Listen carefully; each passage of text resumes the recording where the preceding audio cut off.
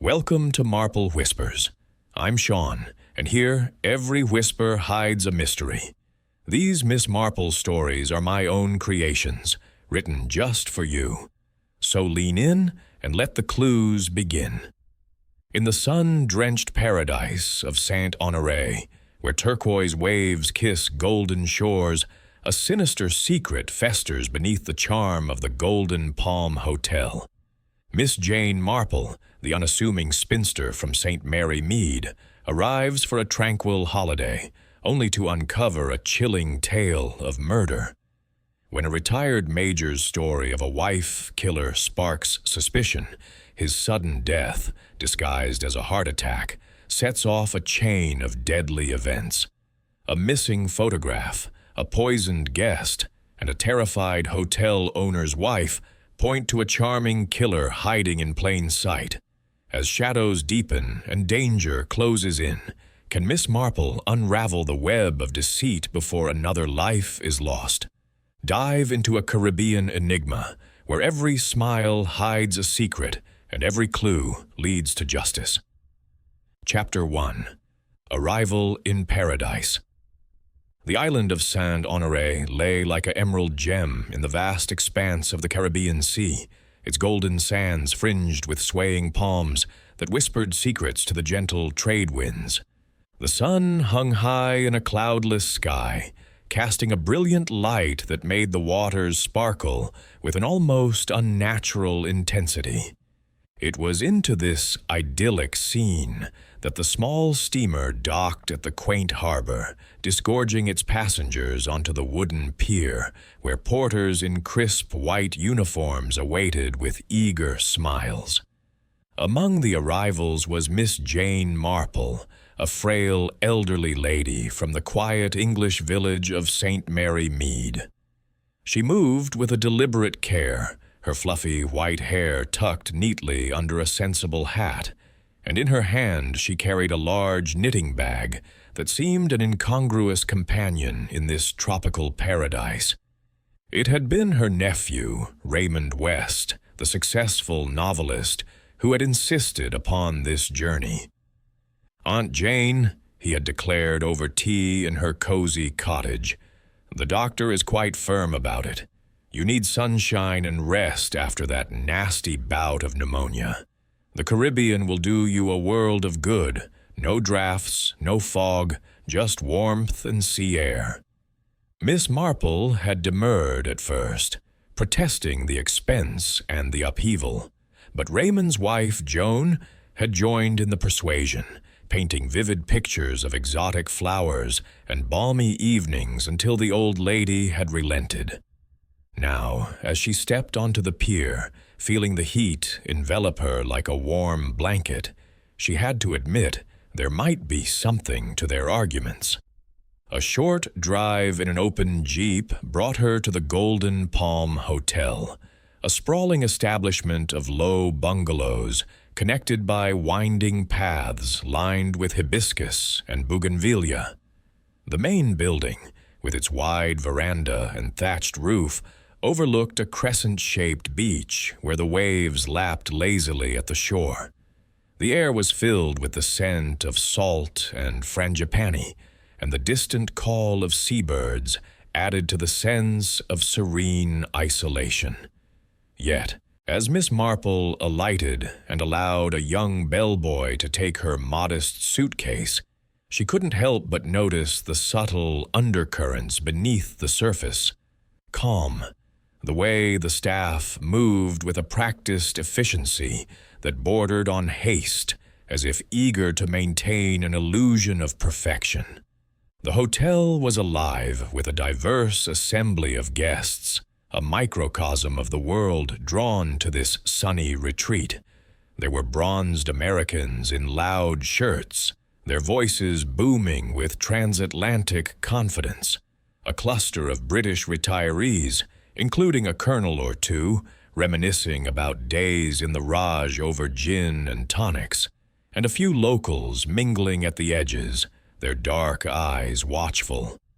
Miss Marple's sharp gaze took it all in as she approached the reception desk, where a tall, handsome man in a linen suit extended a hand in welcome.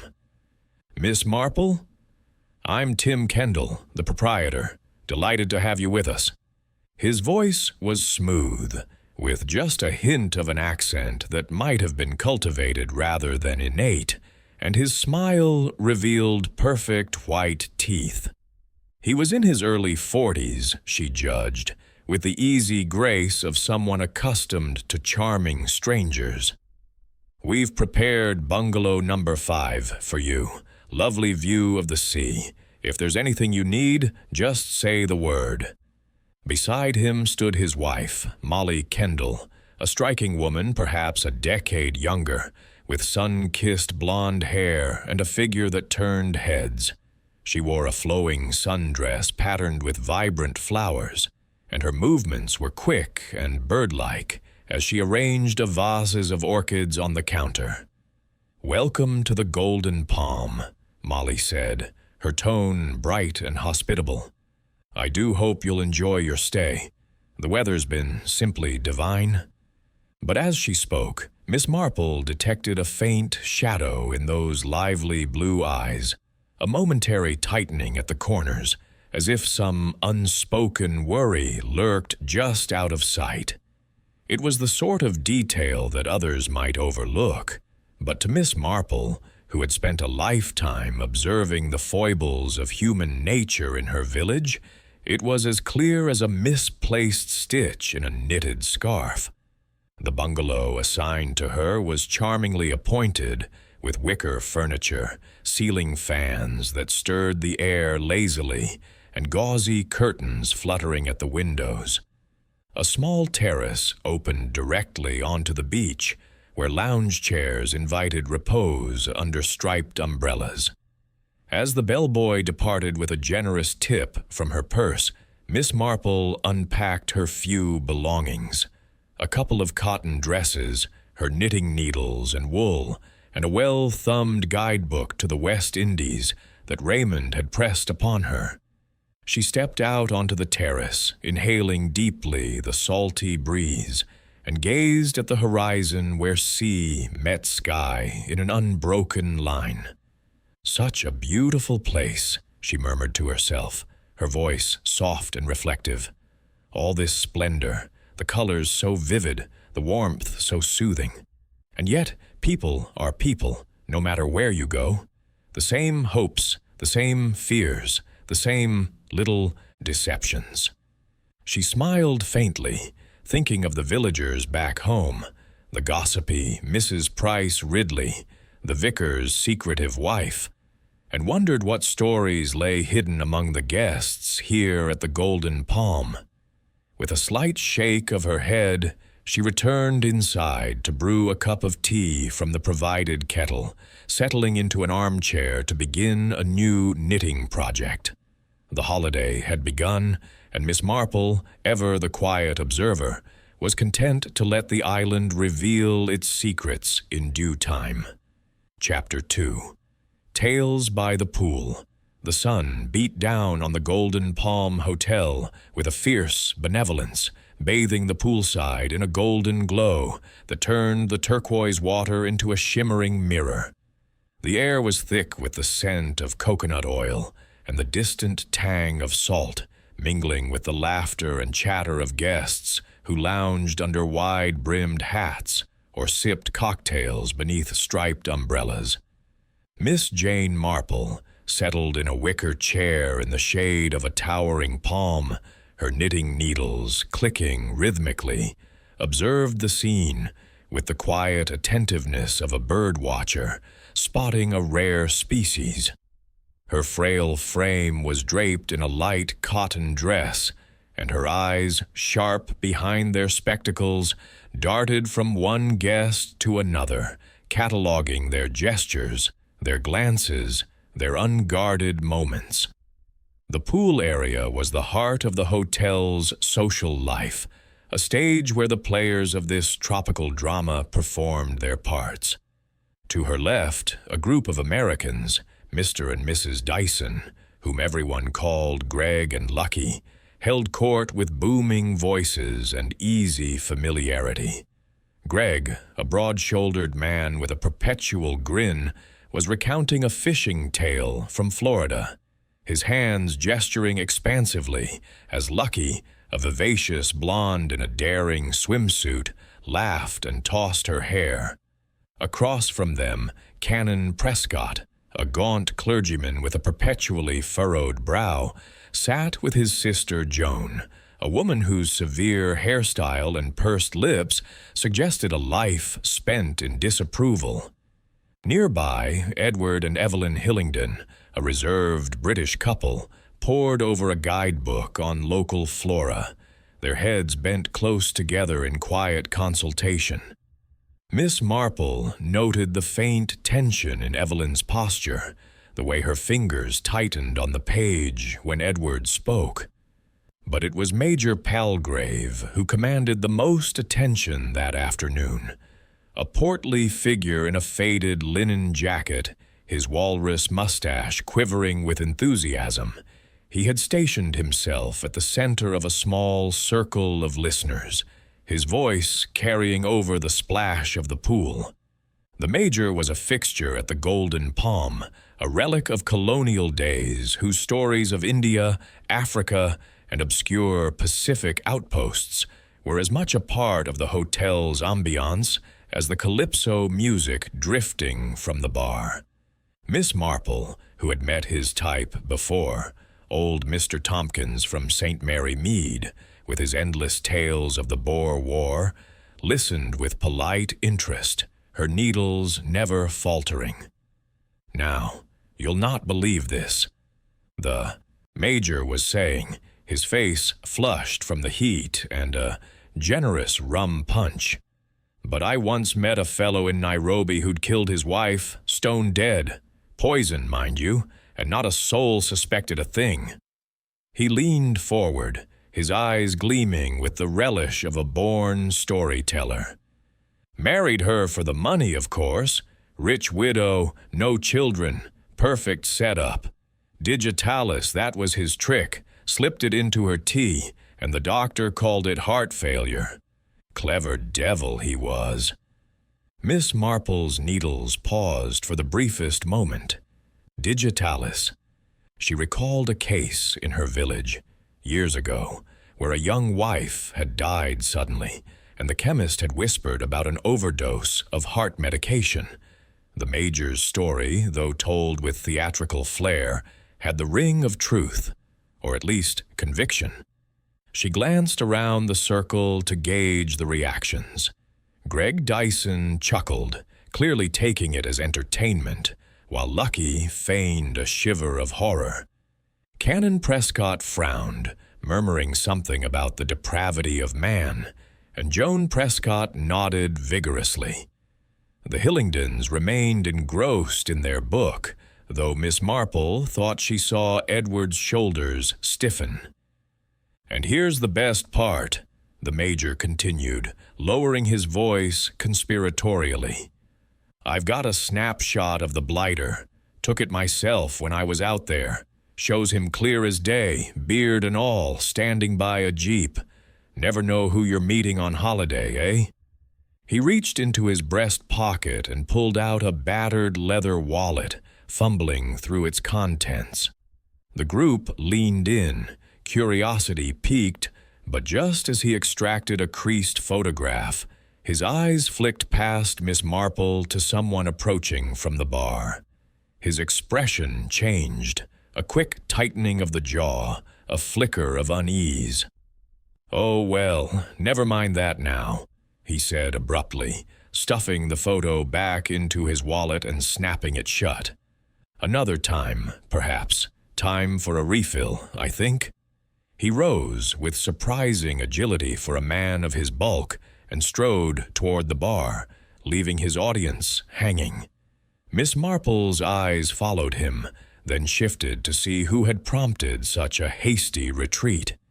It was Tim Kendall, the hotel's charming owner, weaving through the loungers with a tray of drinks balanced expertly in one hand.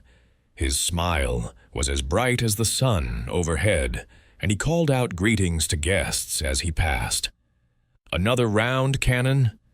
Mrs. Dyson, how about one of our special mango daiquiris?" His ease was infectious, yet Miss Marple noted how his gaze lingered on the Major, who was now engrossed in conversation with the bartender. Was it Tim's arrival that had silenced the Major's tale, or someone else nearby? She filed the observation away, her mind as orderly as the neat rows of stitches forming under her fingers. Resuming her knitting, she let the conversation around her ebb and flow, picking up fragments like shells on a beach. Greg Dyson was now teasing Lucky about her, flirtations with a young waiter, his tone playful, but edged with something sharper. "You're incorrigible, darling," he said, loud enough for others to hear. Lucky laughed, tossing a beach ball into the pool, but her eyes darted toward the Hillingdons, as if seeking a reaction. Evelyn Hillingdon, catching the glance, turned a page in her guidebook with deliberate slowness. Canon Prescott, meanwhile, had launched into a sermon-like monologue about the moral decay of modern resorts, to which his sister nodded with such vigor that her glasses slipped down her nose. Miss Marple's thoughts drifted back to the Major's story. A wife killer poisoning for profit, with a photograph as proof. It was the sort of tale that might be dismissed as exaggeration, yet the Major's sudden reticence suggested otherwise. In St. Mary Mead, she had known men like him, garrulous old soldiers who loved an audience, but clammed up when they sensed danger. What had he seen in that moment? And why had he not shown the photograph? She recalled a similar incident years ago, when old Mrs. Cleary had stopped mid-gossip about a neighbor's affair upon spotting the vicar's wife. Secrets, Miss Marple knew, had a way of surfacing, like bubbles in a quiet pond. The afternoon wore on, the heat softening into a languid warmth as the sun dipped lower. Miss Marple decided to stretch her legs, tucking her knitting into her bag and strolling toward the bar, where a thatched roof provided welcome shade. The bartender, a young man named Jeremiah with a quick smile, was mixing drinks with flair, tossing bottles in the air to the delight of a small crowd. Nearby, Molly Kendall was arranging a display of seashells on a table, her movements quick and nervous. Miss Marple approached, offering a gentle smile. "Such a lovely spot you have here, Mrs. Kendall," she said. "It must be a great responsibility, managing all this." Molly's face lit up, though the strain in her eyes remained. "Oh, it's a dream, really," she replied, her voice a touch too bright. "Tim and I, we've worked so hard to make it special. The guests are our family, you know." She laughed, but it was a brittle sound, and her fingers fidgeted with a shell, nearly dropping it. Miss Marple nodded sympathetically. "I imagine it's quite demanding, all these different people, with their stories and their troubles." She paused, her tone light but probing. "Major Palgrave was telling such an intriguing tale just now, about a murderer, of all things. Do you suppose there's any truth to it?" Molly's hand froze, the shell clattering onto the table. "Oh, the Major," she said quickly, recovering with a smile. "He's full of stories, isn't he? Probably just trying to entertain. I wouldn't take it too seriously." She excused herself abruptly, murmuring about checking on the kitchen, and hurried off. Miss Marple watched her go, her mind turning over the encounter. Molly's reaction had been fleeting but telling, a flash of panic, quickly masked. Was it the mention of the Major's story, or something else? In her village, Miss Marple had seen such nervousness before. Mrs. Harrow, whose husband's gambling debts had driven her to distraction. She returned to her chair, picking up her knitting, but her thoughts were far from the pattern of purl and knit. As the sun sank toward the horizon, casting long shadows across the pool, the guests began to disperse, some heading to their bungalows to dress for dinner, others lingering for one last drink. Miss Marple remained, her eyes scanning the scene. The Hillingdons had closed their guidebook and were speaking in low tones, Edward's hand resting briefly on Evelyn's arm, a gesture of reassurance or control. Greg and Lucky Dyson were laughing loudly, but there was a brittleness to their mirth, as if each was performing for the other. Canon Prescott and his sister had retired, their chairs now occupied by Mr. Raphael, the American millionaire, whose wheelchair did not diminish his commanding presence. He caught Miss Marple's eye and gave a curt nod, as if acknowledging a fellow observer of human folly. The Major returned from the bar, a fresh drink in hand, but he avoided the poolside group, settling instead at a table near the edge of the terrace. Miss Marple noted his subdued demeanor, so different from his earlier bluster. She considered approaching him, perhaps to coax out more of his story, but decided against it. Patience, she knew, was often the best approach. Like the tides that shaped the beach, secrets would reveal themselves in time. As the sky turned to a blaze of orange and pink, the hotel staff began lighting torches along the paths, their flames flickering like tiny beacons. The air grew cooler, and Miss Marple gathered her things, preparing to return to her bungalow. She paused, glancing once more at the Major, who sat alone, staring out at the sea. His wallet lay on the table before him, unopened, and his face was etched with a weariness that spoke of more than age. Human nature, Miss Marple murmured to herself, her voice lost in the evening breeze. It's the same everywhere, whether in St. Mary Mead or St. Honoré. With that, she turned and made her way along the path, her mind already piecing together the fragments of the day. The Major's tale, Molly's unease, the photograph that had vanished back into its wallet. Something was amiss at the Golden Palm, and Miss Jane Marple, with her quiet ways and keen eyes, was determined to uncover it. Chapter 3. Shadows in the Sunlight. The dining terrace of the Golden Palm Hotel was a spectacle of tropical elegance that evening, its tables draped in crisp white linen and adorned with flickering candles that cast a warm glow against the velvet darkness of the Caribbean night. Overhead, the stars glittered like scattered diamonds, and the soft strains of a steel drum band mingled with the murmur of conversation and the clink of cutlery. Miss Jane Marple, seated at a small table near the edge of the terrace, observed the assembled guests with her usual quiet attentiveness. Her simple cotton dress and shawl were out of place among the glittering attire of the other diners, yet her unassuming presence allowed her to blend into the background, her sharp eyes missing nothing. The meal was a triumph of local flavors, grilled lobster, spiced rice, and a tangy mango chutney that delighted the palate. Tim Kendall, ever the consummate host, moved among the tables, his laughter ringing out as he shared anecdotes about the island's pirate history. "They say Blackbeard himself hid treasure in the cliffs," he declared to a group of enthralled Americans, his eyes twinkling with mischief. His wife, Molly, was less visible, appearing only briefly to oversee the serving staff, before excusing herself with a murmured apology about a headache. Miss Marple noted the pallor beneath her makeup, the way her hands trembled slightly as she adjusted a centerpiece before retreating.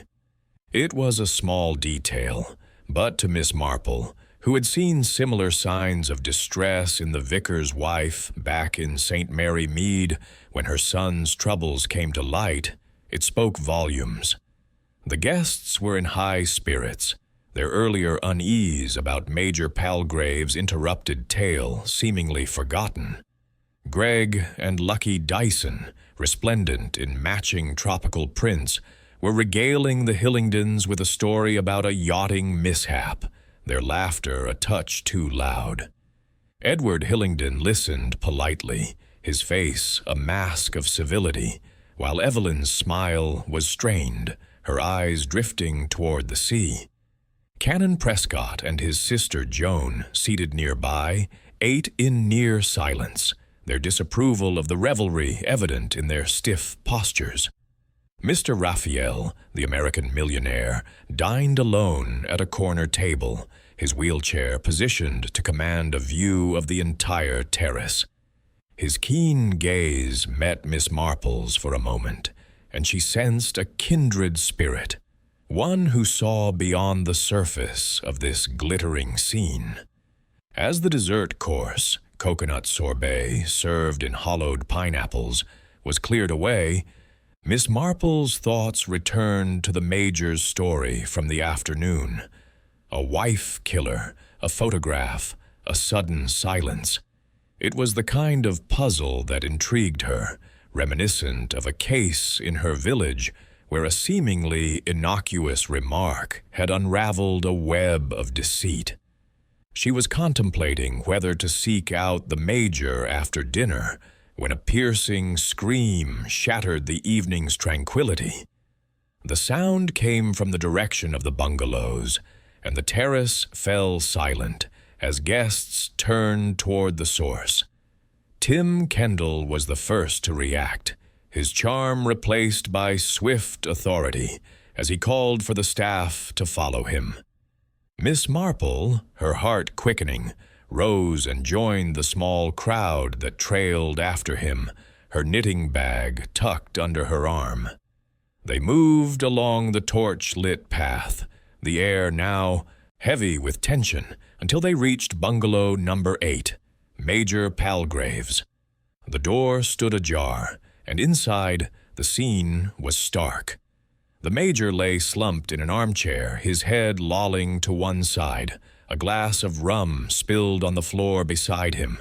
His face was ashen, his eyes half open, and the stillness of death hung over the room like a pall.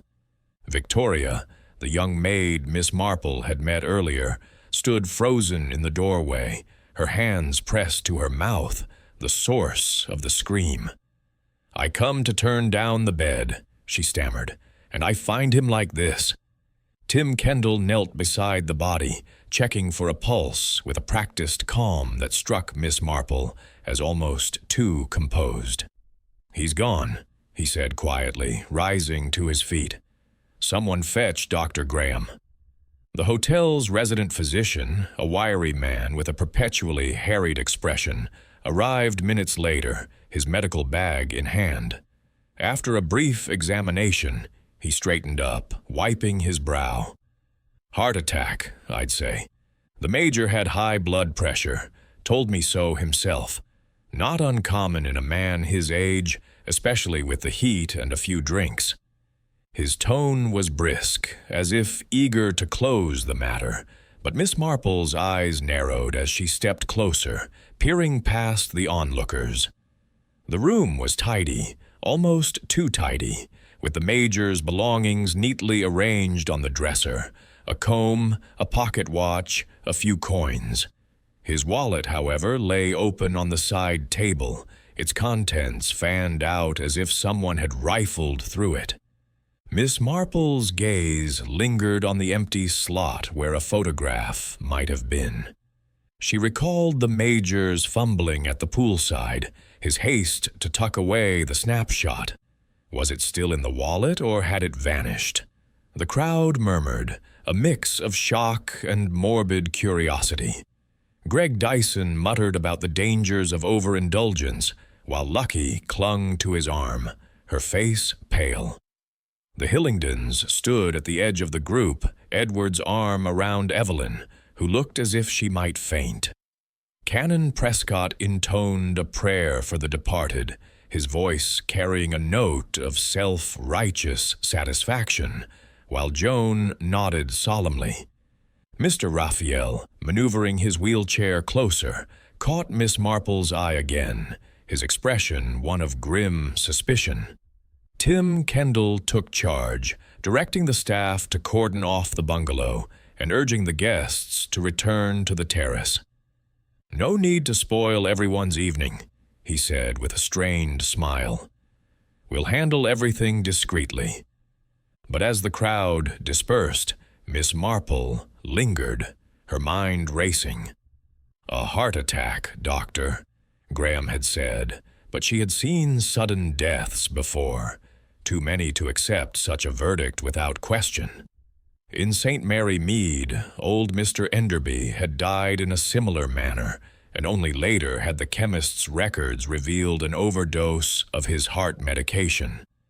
She approached Victoria, who was still trembling, and offered a gentle smile. "My dear, you've had quite a shock. Would you like to sit for a moment?" The maid nodded gratefully, and they settled on a bench near the path. "Tell me," Miss Marple said softly, "did you notice anything unusual when you entered the room? Anything out of place?" Victoria hesitated, her dark eyes darting toward the bungalow.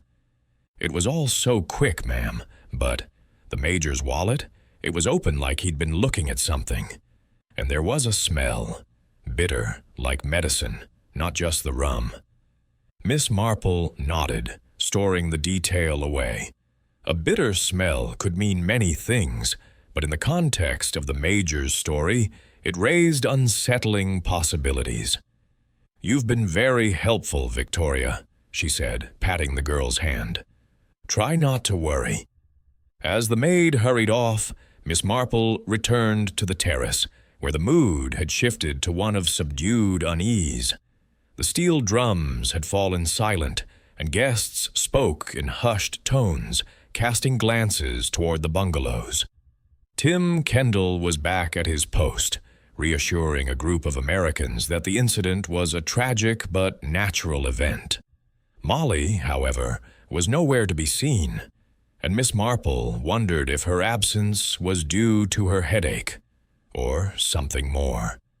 Seeking a quieter vantage point, Miss Marple settled on a bench overlooking the beach, her knitting resumed as a cover for her thoughts. The Major's death, so soon after his tale of a murderer, was too convenient to be mere coincidence. She recalled his sudden reticence at the pool, the way his eyes had flicked toward someone approaching. Who had he seen? Tim Kendall, with his tray of drinks, or another guest, perhaps one who recognized the face in that photograph. The wallet's open state suggested someone had searched it, perhaps in haste, and the bitter smell Victoria mentioned. Could it be a trace of poison masked by the rum? Her mind turned to the guests. Greg and Lucky Dyson, with their loud camaraderie, seemed unlikely candidates for such a subtle crime, but their flirtations and barbed exchanges hinted at tensions beneath the surface. The Hillingdons, so reserved, might be hiding secrets. Evelyn's strained expression suggested a burden she carried silently.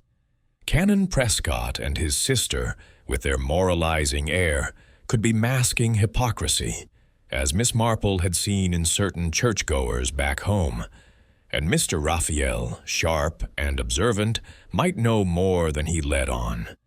As for Tim and Molly Kendall, their perfect hospitality felt like a carefully constructed facade, especially Molly's nervous demeanor and Tim's almost theatrical composure. The night deepened. The Torch's FFA-C1 tour of the hotel staff, a young man named Jackson, who doubled as a handyman and occasional waiter. "Major Palgrave, he liked his rum," Jackson said with a grin. "Always talking, always drinking. Sad to see him go." Miss Marple nodded thoughtfully. "Did you ever see that photograph he mentioned, the one he carried in his wallet?" Jackson shrugged. "He showed it around. Sometimes. Some fellow from his army days, I think. Bearded man, standing by a jeep. Never said much about it." The information was tantalizingly vague, but Miss Marple tucked it away, her mind already weaving connections. A bearded man, a wife killer, a photograph that silenced the major. As she bid Jackson good night and made her way to her bungalow, the stars above seemed to watch in silence, bearing witness to the shadows that lurked beneath the golden palm's sunny exterior. Chapter 4. Whispers and Suspicions. The morning after Major Palgrave's death dawned with a deceptive serenity over the Golden Palm Hotel. The Caribbean sun rose in a blaze of gold, casting long shadows across the manicured lawns and glinting off the calm sea. Guests emerged from their bungalows, some subdued, others determined to reclaim the holiday spirit, their voices mingling with the chatter of parrots in the palm trees. Miss Jane Marple, seated on her bungalow's small terrace with a cup of tea and her knitting, watched the scene unfold with her customary quiet alertness. The events of the previous night, the major's lifeless form, the open wallet, the bitter smell reported by Victoria, had set her mind to work, piecing together fragments like the delicate stitches of her scarf. The hotel buzzed with a restrained energy, as if the guests were collectively holding their breath. Breakfast was served on the terrace, where the clatter of plates and the scent of fresh coffee masked an undercurrent of unease. Tim Kendall moved among the tables with his usual charm, offering reassurances that the major's passing was a sad but natural event.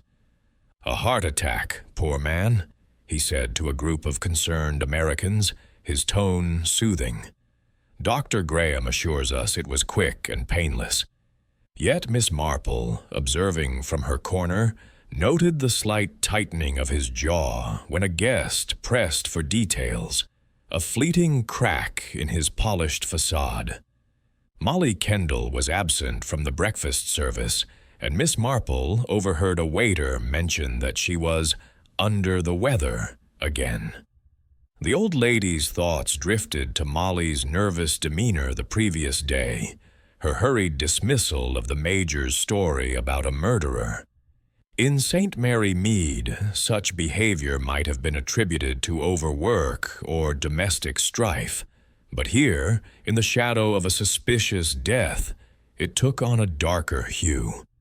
Miss Marple recalled a case involving a young wife who had grown jittery before her husband's misdeeds came to light, a parallel that made her fingers pause mid-stitch. As the morning progressed, the local police arrived, led by Inspector Daventry, a lean man with sharp eyes and a clipped manner that suggested efficiency tempered by the languid pace of island life. He set up a makeshift office in the hotel's library, a cool, shaded room lined with books no one seemed to read. The inspector's interviews were brief, his questions focused on the major's health and habits. "Routine, you understand?" he told the guests, his smile polite but firm. "No sign of foul play, but we must be thorough." By noon, he had concluded his inquiries, declaring the death a tragic but unremarkable heart attack.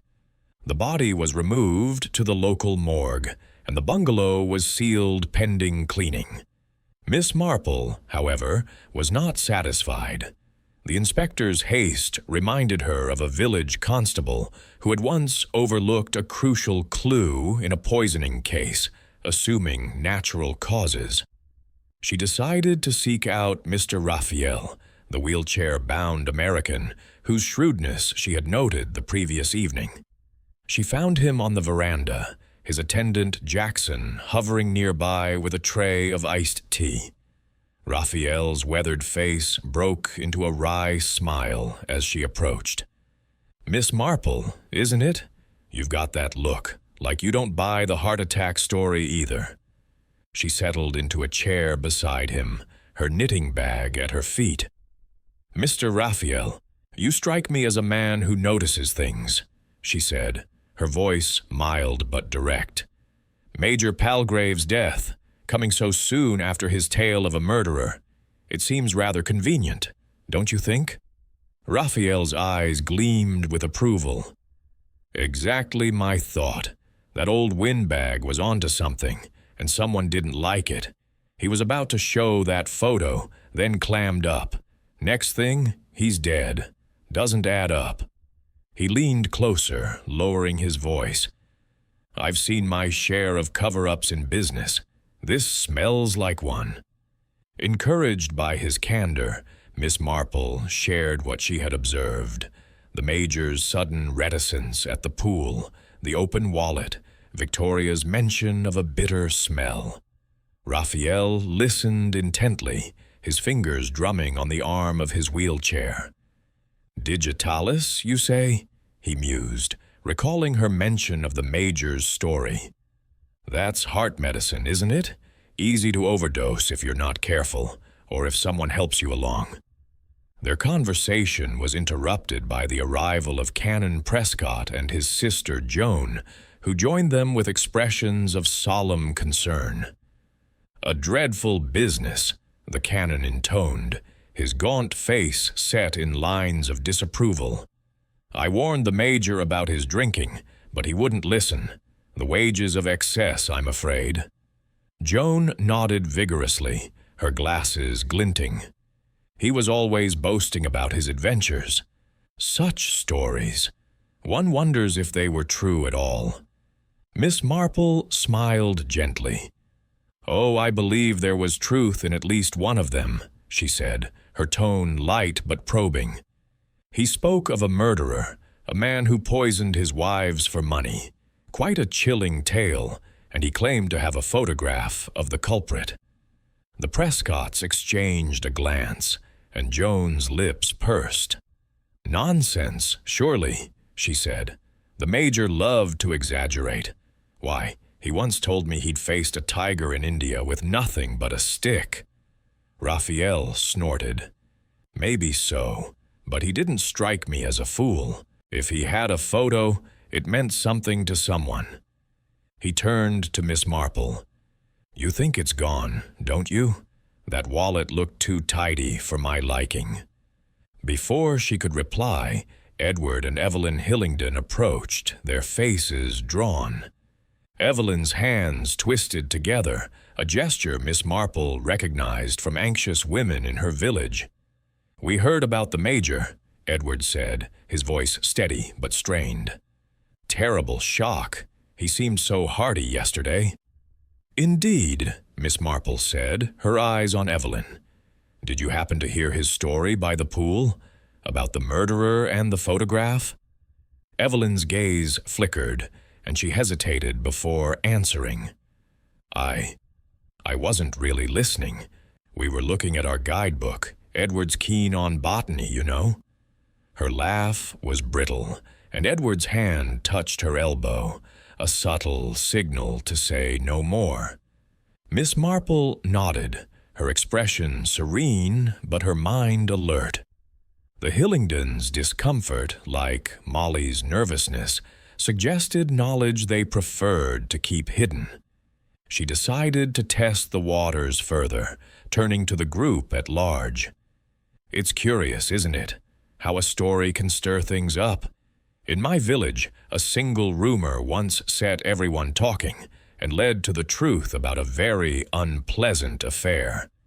The canon frowned, clearly disapproving of gossip, while Raphael's lips twitched with amusement. The Hillingdons excused themselves, citing a walk on the beach, and Miss Marple watched them go, noting the way Evelyn glanced back, her eyes shadowed with worry. As the day wore on, the hotel settled into an uneasy routine. Guests lounged by the pool or took excursions to the nearby coral reefs, but the Major's death cast a pall, like a cloud passing briefly over the sun. Miss Marple spent the afternoon in quiet observation, her knitting a pretext for lingering near conversations. She overheard Greg Dyson complaining to Lucky about the stuffy atmosphere, while Lucky flirted with a young waiter, her laughter loud but forced.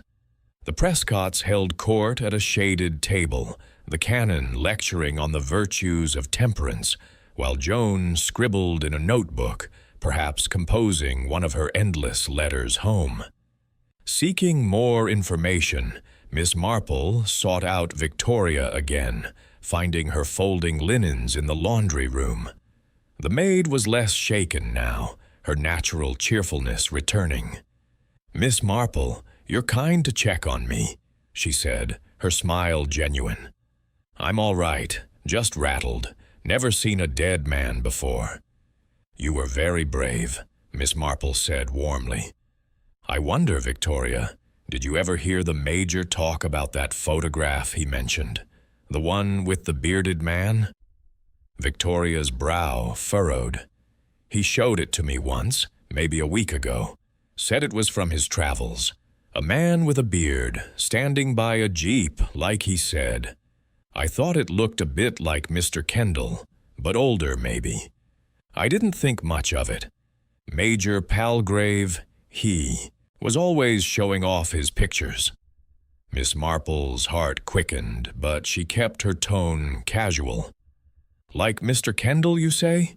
How interesting. Did you mention that to anyone?" "No, ma'am," Victoria said, shaking her head. "Didn't seem important. Besides, Mr. Kendall's so nice, always joking with us staff. Couldn't be him in that old photo, could it?"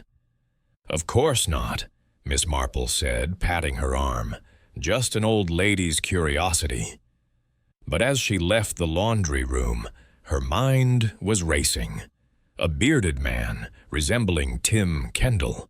It was a slender thread, but in St. Mary Mead, such threads had unraveled entire tapestries of deceit. She recalled a case where a photograph, misidentified at first, had exposed a bigamist hiding in plain sight. That evening, as the guests gathered for cocktails, Miss Marple sought out Mr. Raphael again, finding him alone on the veranda, watching the sunset. She recounted Victoria's story, keeping her voice low. Raphael's eyes narrowed. "A beard, eh? Easy to shave off, change your look. If that photo was of Kendall, or someone he knows, it might explain why Palgrave shut up so fast." Miss Marple nodded. "And why he's dead now. But we need more than supposition. If the photograph is gone, we must find other evidence, perhaps in the Major's past or among the guests." Raphael grinned, a rare flash of warmth. "You're a sharp one, Miss Marple. I'll wire my people in London, see if they can dig up anything on Palgrave's old cases. He mentioned a doctor friend once, someone who suspected poisonings. Might be a lead." Their conversation was cut short by the arrival of Tim Kendall, who announced a beach barbecue to lift everyone's spirits. His enthusiasm was infectious, and the guests rallied, drawn by the promise of roasted fish and calypso music. Molly reappeared, her face pale but composed, and Miss Marple noted the way she clung to Tim's arm, as if seeking anchor in a storm. As the evening unfolded, the barbecue became a vibrant affair, with torches illuminating the beach and the scent of grilled seafood filling the air. Yet Miss Marple, sipping a fruit punch and watching from a wicker chair, felt the weight of unseen currents. The Major's death was no accident, she was certain, and the photograph held the key. Was Tim Kendall the man in the snapshot, or was someone else desperate to keep it hidden? The Hillingdons' unease, Molly's fragility, the Prescotts' sanctimony, the Dysons' volatility, All were pieces of a puzzle that refused to fit neatly together. As the stars emerged, Miss Marple's thoughts turned to her village, where a single, careless word had once exposed a killer. Here, in this sunlit paradise, the stakes were higher, the shadows deeper. She resolved to tread carefully, her knitting needles clicking softly, a quiet rhythm against the chaos of suspicion that now enveloped the golden palm. Chapter 5. The Missing Photograph. The Caribbean. Sun rose with its customary brilliance, painting the sky in hues of rose and gold as it climbed above the horizon of Saint-Honoré. At the Golden Palm Hotel, the morning carried a deceptive calm, as if the island itself sought to erase the shadow of Major Palgrave's death. Guests drifted toward the breakfast terrace, their conversations hushed but determinedly cheerful, as though unwilling to let tragedy mar their holiday. Miss Jane Marple, seated in her usual spot with a pot of tea and her ever-present knitting, observed the scene with a quiet intensity. Her mind was a whirl of details, the Major's tale of a wife-killer, the vanished photograph, the bitter smell in his bungalow, and the fleeting unease she had glimpsed in the eyes of those around her. Each fragment was a thread in a tapestry she was determined to unravel, much as she had done in her quiet village of St. Mary Mead. The terrace buzzed with activity. Waiters moved swiftly, delivering trays of fresh fruit and pastries, while the scent of coffee mingled with the salty breeze. Tim Kendall was once again the picture of hospitality, circulating among the tables with a warm smile, though Miss Marple noted a faint strain in his manner, a tightness around the mouth that belied his easy assurances about the Major's natural passing. Molly Kendall appeared briefly, her face pale and her movements jerky, as if she were a marionette with tangled strings. She murmured greetings to a few guests before retreating to the kitchen, her absence as conspicuous as her presence had been the previous day. Miss Marple's thoughts were interrupted by the arrival of Mr. Raphael, whose wheelchair rolled onto the terrace with a soft hum. His attendant, Jackson, positioned him near her table, and the old man's sharp eyes met hers with a nod of understanding. "You've been thinking, haven't you?" he said, his voice low and gruff.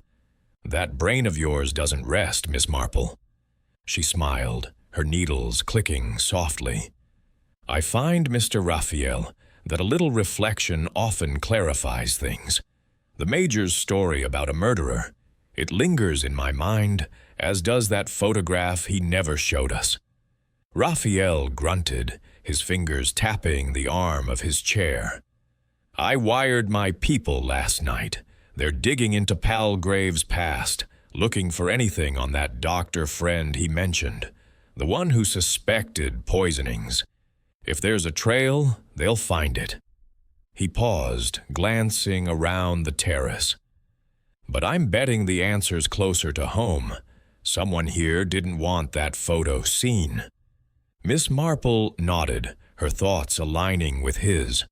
The open wallet in the Major's bungalow, the empty slot where a photograph might have been. It suggested a deliberate act, not a random loss. In her village, she had once uncovered a theft motivated by a single incriminating letter. Here, the stakes seemed higher, the motives murkier.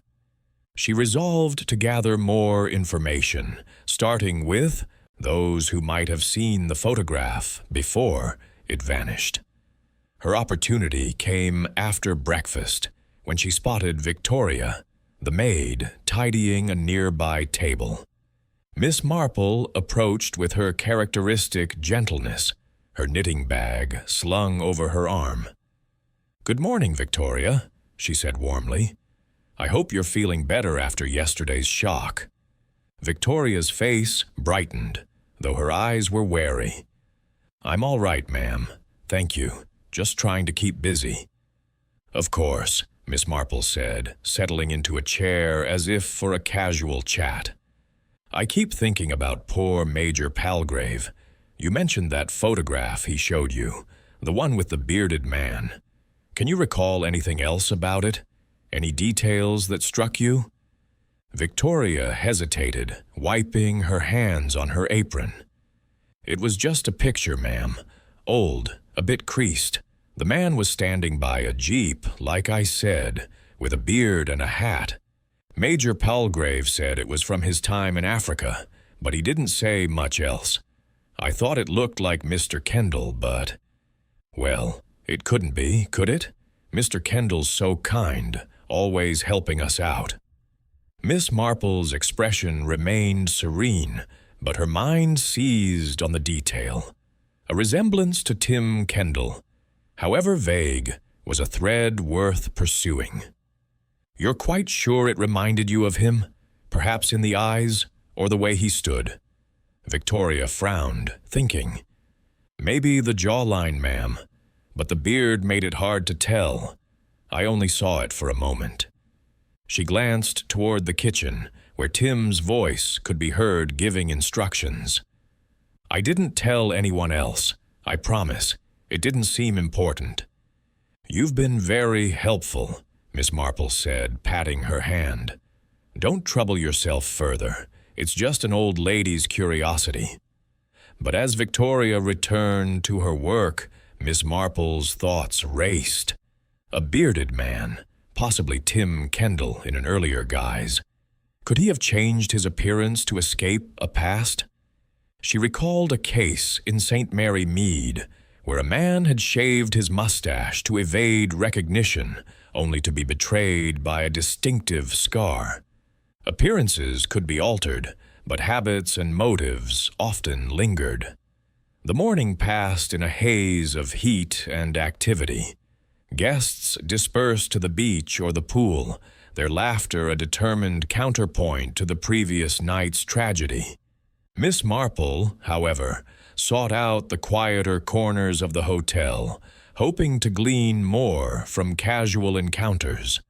She found Evelyn Hillingdon alone on a shaded path, sketching a cluster of orchids with a pencil and pad. The woman's delicate features were drawn, her eyes distant as she worked.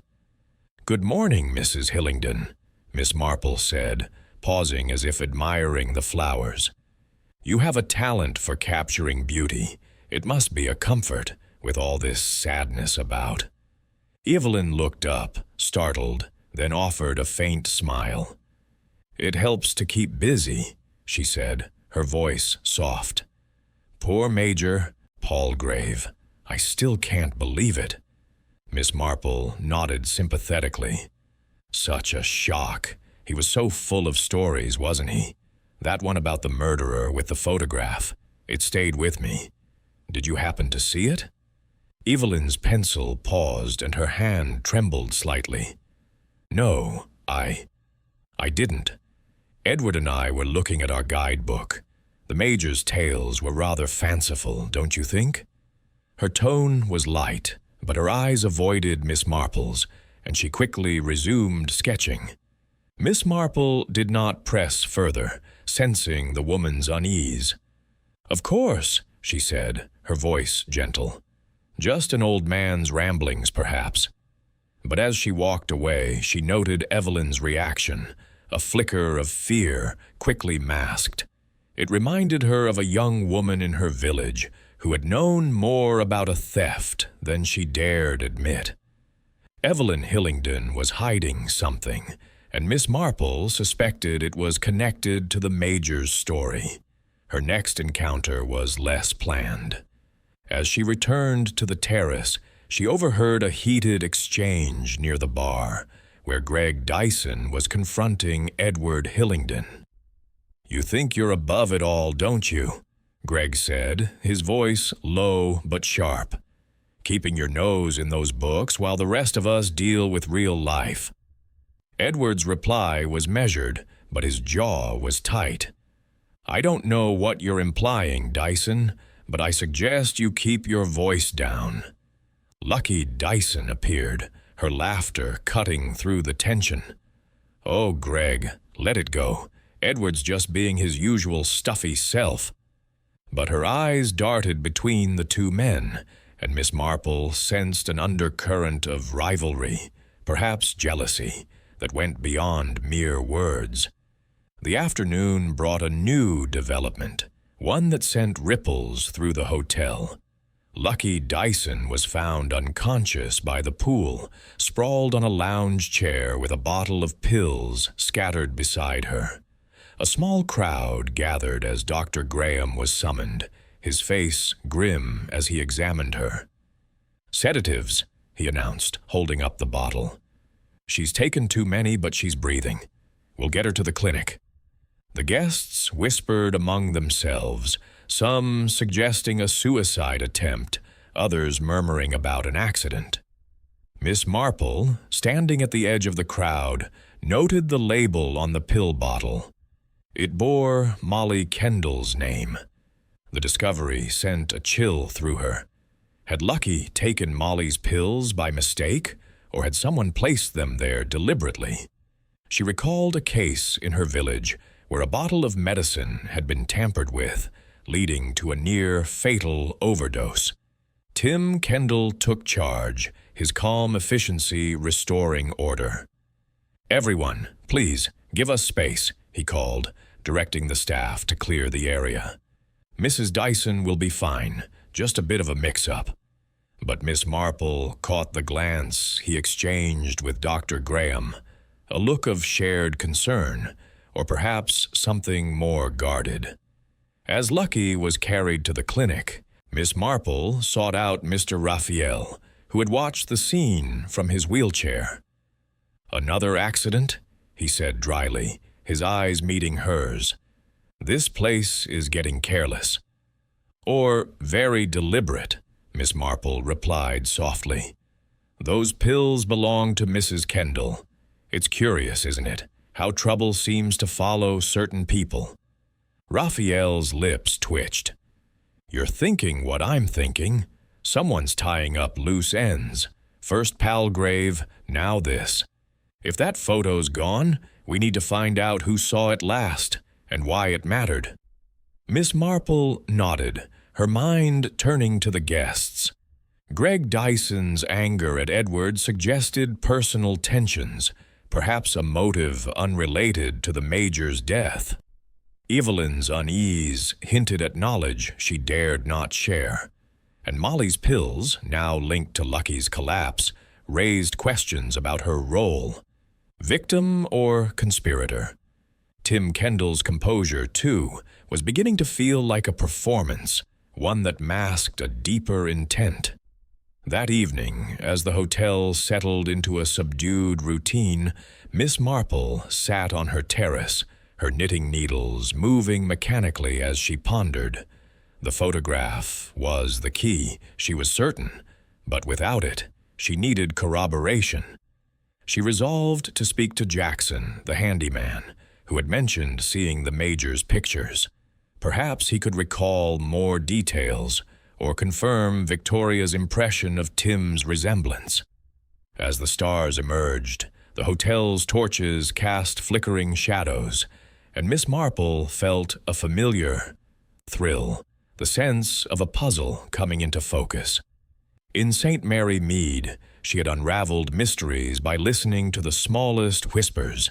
Here, in this tropical paradise, the whispers were louder, the stakes higher. The missing photograph was out there, somewhere, and with it, the truth about a killer who walked among them.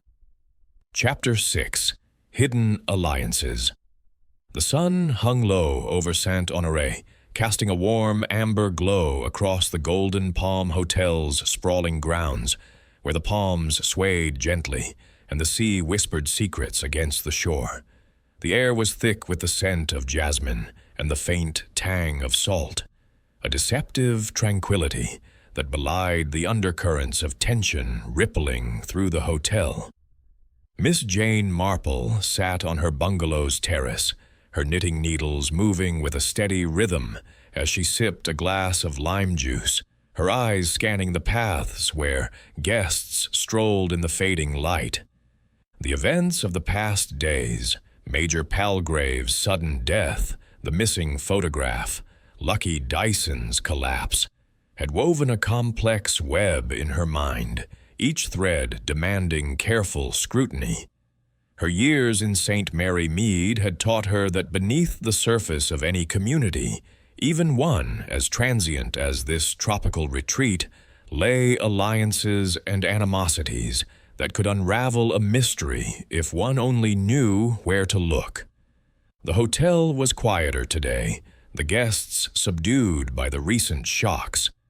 Breakfast had been a muted affair, with Tim Kendall's usual charm tempered by a noticeable strain, his smiles less frequent as he oversaw the staff.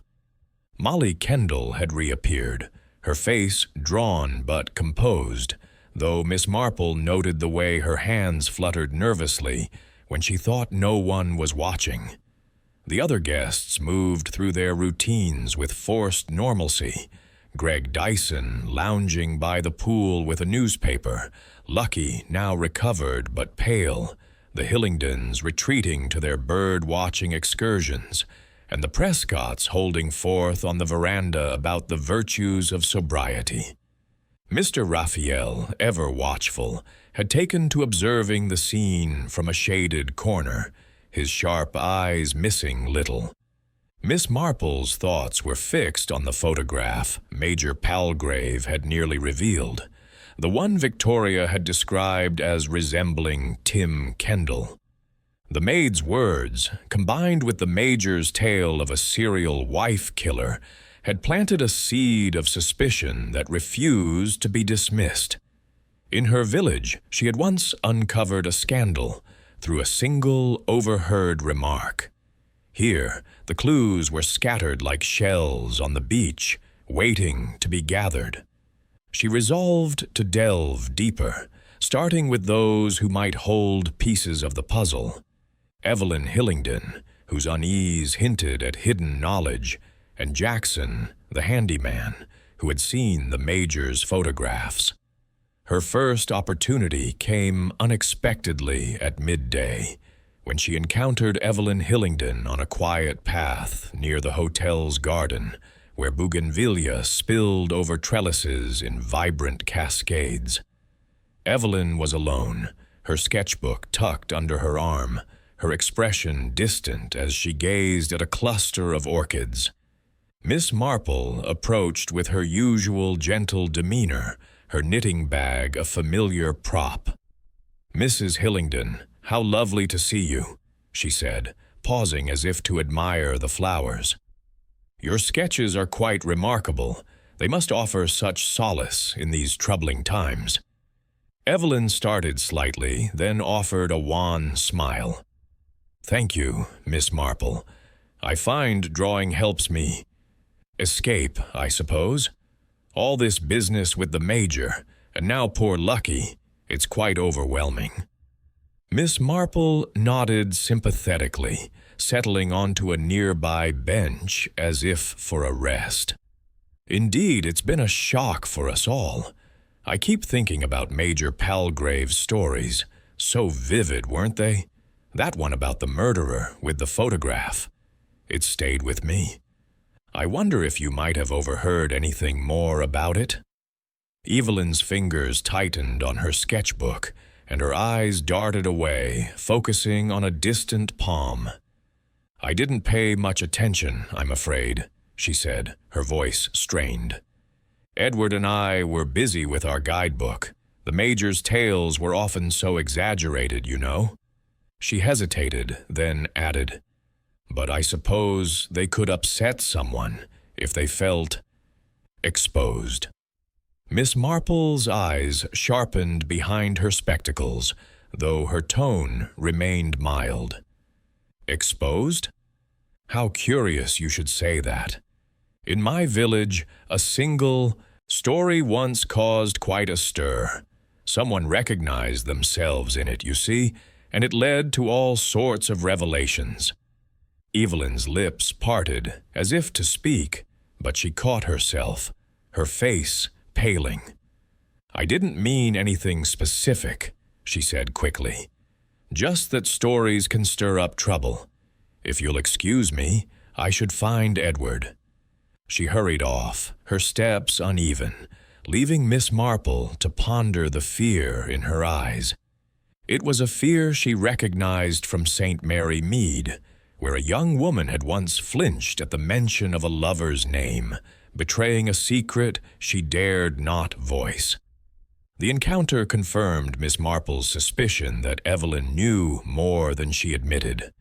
Was it the photograph itself, or the man it depicted? The resemblance to Tim Kendall, as Victoria had noted, was a troubling detail, but without the photograph, it was mere conjecture. Miss Marple decided to seek out Jackson, hoping his casual familiarity with the Major's habits might yield further clues. She found the handyman near the pool, repairing a broken lounge chair with deft hands. Jackson was a wiry young man, with a quick grin and an easy manner, popular among the staff for his willingness to help with any task. "Afternoon, Miss Marple," he called, wiping sweat from his brow. "Hot one today, isn't it?" "Indeed it is," she replied, settling nearby with her knitting. "You must be kept busy with all these repairs. I suppose you knew Major Palgrave quite well, working around the hotel as you do."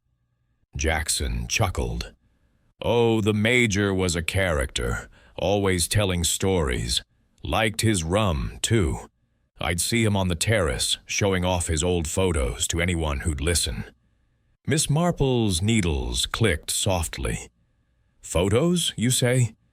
"I heard he had one in particular, a man with a beard from his travels. Did you ever see it?" Jackson paused, his screwdriver hovering over a bolt. "Yeah, he showed me that one a couple of times. Said it was from Africa, some fellow he met on safari. Bearded chap, standing by a jeep. Looked ordinary enough, but the Major seemed proud of it, like it was proof of something." "Did it remind you of anyone?" Miss Marple asked, her tone casual but her eyes keen. Jackson shrugged, tightening the bolt. "Not really. Maybe a bit like Mr. Kendall if you squint. Same build, maybe. But the beard threw me off. Could have been anyone." He grinned, unaware of the weight of his words. "Major said it was tied to some dark business, but he never got into details." Miss Marple thanked him, her mind racing. Two witnesses, Victoria and Jackson, had linked the photograph to Tim Kendall, however vaguely. It was a slender thread, but in her village, such threads had led to startling truths. She recalled a case where a blurry snapshot had exposed a fraudster hiding under a new name. Could Tim Kendall have a past he wished to conceal? His charm, his ease with the guests, felt increasingly like a carefully crafted mask. Her thoughts were interrupted by a commotion near the bar, where Greg Dyson was arguing loudly with a waiter over a spilled drink. "Can't you people get anything right?" he snapped, his face flushed. Lucky, standing nearby, rolled her eyes but said nothing, her recovery from the previous day's incident leaving her subdued. Miss Marple noted the tension between them, a dynamic that seemed to shift from playful to strained with alarming speed. Seeking a moment of quiet, Miss Marple returned to the veranda, where Mr. Raphael was waiting, his attendant dismissed for the moment. "Any luck?" he asked, his voice low. She recounted her conversations with Evelyn and Jackson, keeping her voice soft to avoid eavesdroppers. "Mrs. Hillingdon is frightened," she said. "She knows something about that photograph. I'm sure of it." And Jackson confirmed the Major's picture showed a bearded man, possibly resembling Mr. Kendall. Raphael's eyes narrowed. Kendall, eh? He's too smooth for my liking. Runs this place like a stage show, but there's something off. My people in London sent a reply. Palgrave did know a doctor in Nairobi who suspected a serial poisoner, a man who married wealthy women and dispatched them with digitalis. No name, no photo, but the doctor's notes mentioned a bearded suspect. Sound familiar? Miss Marple's heart quickened. It does indeed.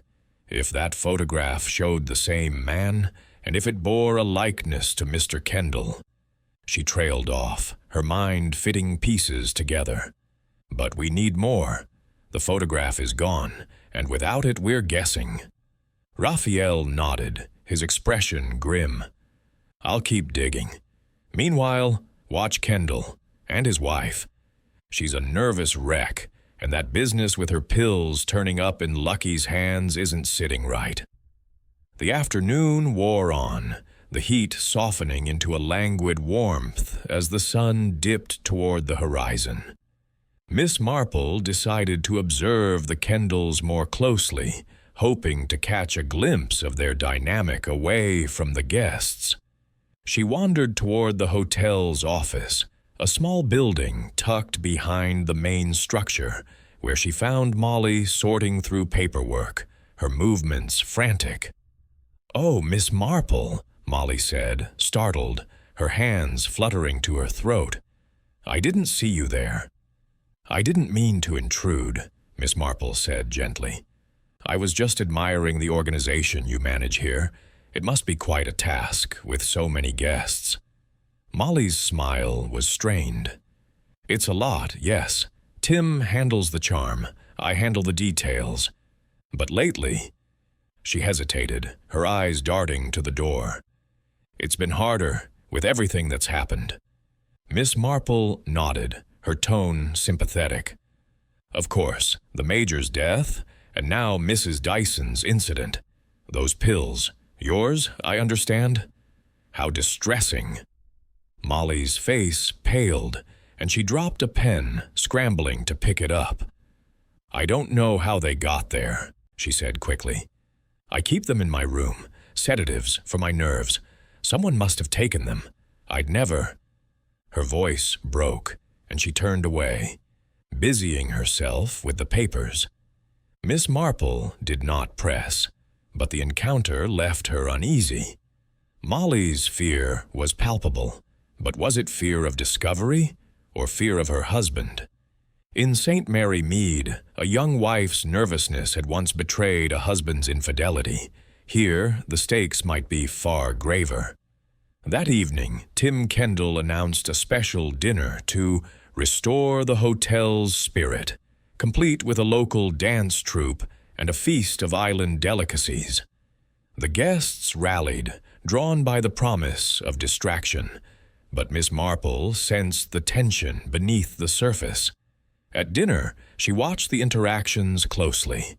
Greg Dyson's forced joviality, Lucky's guarded glances, the Hillingdons' quiet detachment, the Prescotts' sanctimonious murmurs. Tim moved through the crowd with his usual ease, but Molly's absence was conspicuous, her place taken by a deputy manager. As the dancers twirled to the rhythm of steel drums, Miss Marple slipped away, her knitting bag in hand, to explore the hotel's quieter corners. She had learned in her village that secrets often surfaced in unguarded moments. Near the staff quarters, she overheard a whispered conversation between two waiters, their voices low but urgent. "Jackson saw something," one said. "He's been asking questions about the Major's stuff. Mr. Kendall wasn't happy." Miss Marple's heart quickened. Jackson, again. His curiosity might make him a target, or a key to the truth. She resolved to speak to him again, but carefully, lest she draw unwanted attention. As she returned to the dinner, the music swelling in the night air, she felt the weight of the mystery pressing closer. The photograph, the pills, the alliances forming in the shadows, all pointed to a truth that was both elusive and dangerously near. Chapter 7. Night of Revelations. The evening sky over Saint-Honoré was a canvas of deep indigo, strewn with stars that glittered like scattered pearls above the Golden Palm Hotel. The beach barbecue, announced by Tim Kendall as a means to restore the hotel's festive spirit, was in full swing, its torches casting flickering shadows across the sand. The air was alive with the rhythm of calypso music, the clink of glasses, and the savory aroma of grilled fish and tropical fruits. Guests mingled under the swaying palms, their laughter a determined counterpoint to the recent tragedies that had unsettled the hotel. Miss Jane Marple, seated in a wicker chair near the edge of the gathering, her knitting bag at her side, observed the scene with her characteristic, quiet vigilance. Her mind was a whirl of connections. Major Palgrave's tale of a wife killer, the missing photograph, Lucky Dyson's collapse with Molly's pills, and the whispered hints of hidden alliances. Each clue was a stitch in a pattern that was slowly taking shape, much like the intricate scarf forming under her needles. The barbecue was a spectacle of island hospitality. Waiters circulated with trays of rum punch and skewered shrimp, while a local band played lively tunes that drew a few guests to dance on the sand. Tim Kendall was at the heart of it all, his charm dialed to its fullest, as he clapped a guest on the shoulder or shared a joke with a waiter. Yet Miss Marple noted a subtle edge to his demeanor, a glance that lingered too long on certain guests, a smile that didn't quite reach his eyes. Molly Kendall, by contrast, was a fleeting presence, appearing briefly in a flowing dress before retreating to the shadows, her face pale and her movements unsteady. Miss Marple's thoughts returned to Molly's nervous reaction in the office, her claim that someone had taken her sedatives. Was she a victim of circumstance or something more? The guests, too, were playing their parts with varying degrees of conviction. Greg Dyson, his arm around Lucky, was louder than usual, his laughter booming as he recounted a story about a fishing trip gone awry. Lucky, though recovered from her overdose, seemed subdued, her smiles forced as she sipped a drink. Edward and Evelyn Hillingdon stood apart, their conversation quiet but intense, Edward's hand occasionally touching Evelyn's arm in a gesture that could have been comfort or control. Canon Prescott and his sister Joan sat at a table near the band, their expressions dour as they surveyed the revelry with disapproval. Mr. Raphael, positioned in his wheelchair at a strategic vantage point, caught Miss Marple's eye with a nod, as if to say he, too, was watching for cracks in the facade. Miss Marple's mind was fixed on the photograph, the elusive key to the mystery. Victoria and Jackson's descriptions, a bearded man resembling Tim Kendall, had deepened her suspicions. But without the photograph itself, she needed more evidence. Evelyn's fear, Jackson's casual mention of Tim's displeasure, and the connection to a serial poisoner in Nairobi all pointed to a truth that was both tantalizing and dangerous. She recalled a case in St. Mary Mead where a single letter, found in a forgotten drawer, had exposed a blackmailer. Could a similar clue lie hidden here? Her opportunity for investigation came unexpectedly when the band struck up a lively tune, drawing most of the guests to the dance area. Seizing the moment, Miss Marple slipped away from the barbecue, her knitting bag in hand, and made her way toward Major Palgrave's bungalow. Though sealed by the police, it had been cleaned and reopened for new guests, a fact she had overheard from a maid.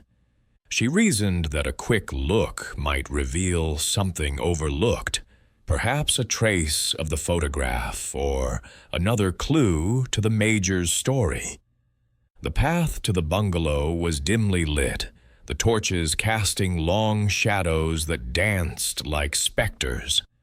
Miss Marple moved with surprising agility for her age, her steps soft on the sandy ground. The bungalow's door was unlocked, a sign of the hotel's relaxed security now that the police had concluded their inquiries. Inside, the room was pristine, the bed freshly made, the surfaces polished to a gleam. Yet Miss Marple's sharp eyes scanned every corner, searching for anything out of place. She opened the drawers of the dresser, finding only hotel stationery and a spare key. The wardrobe held nothing but hangers, and the bedside table was bare except for a lamp. As she moved to the desk, her fingers brushed against a drawer that resisted her pull. Kneeling carefully, she examined it and found a small scrap of paper wedged in the back, barely visible.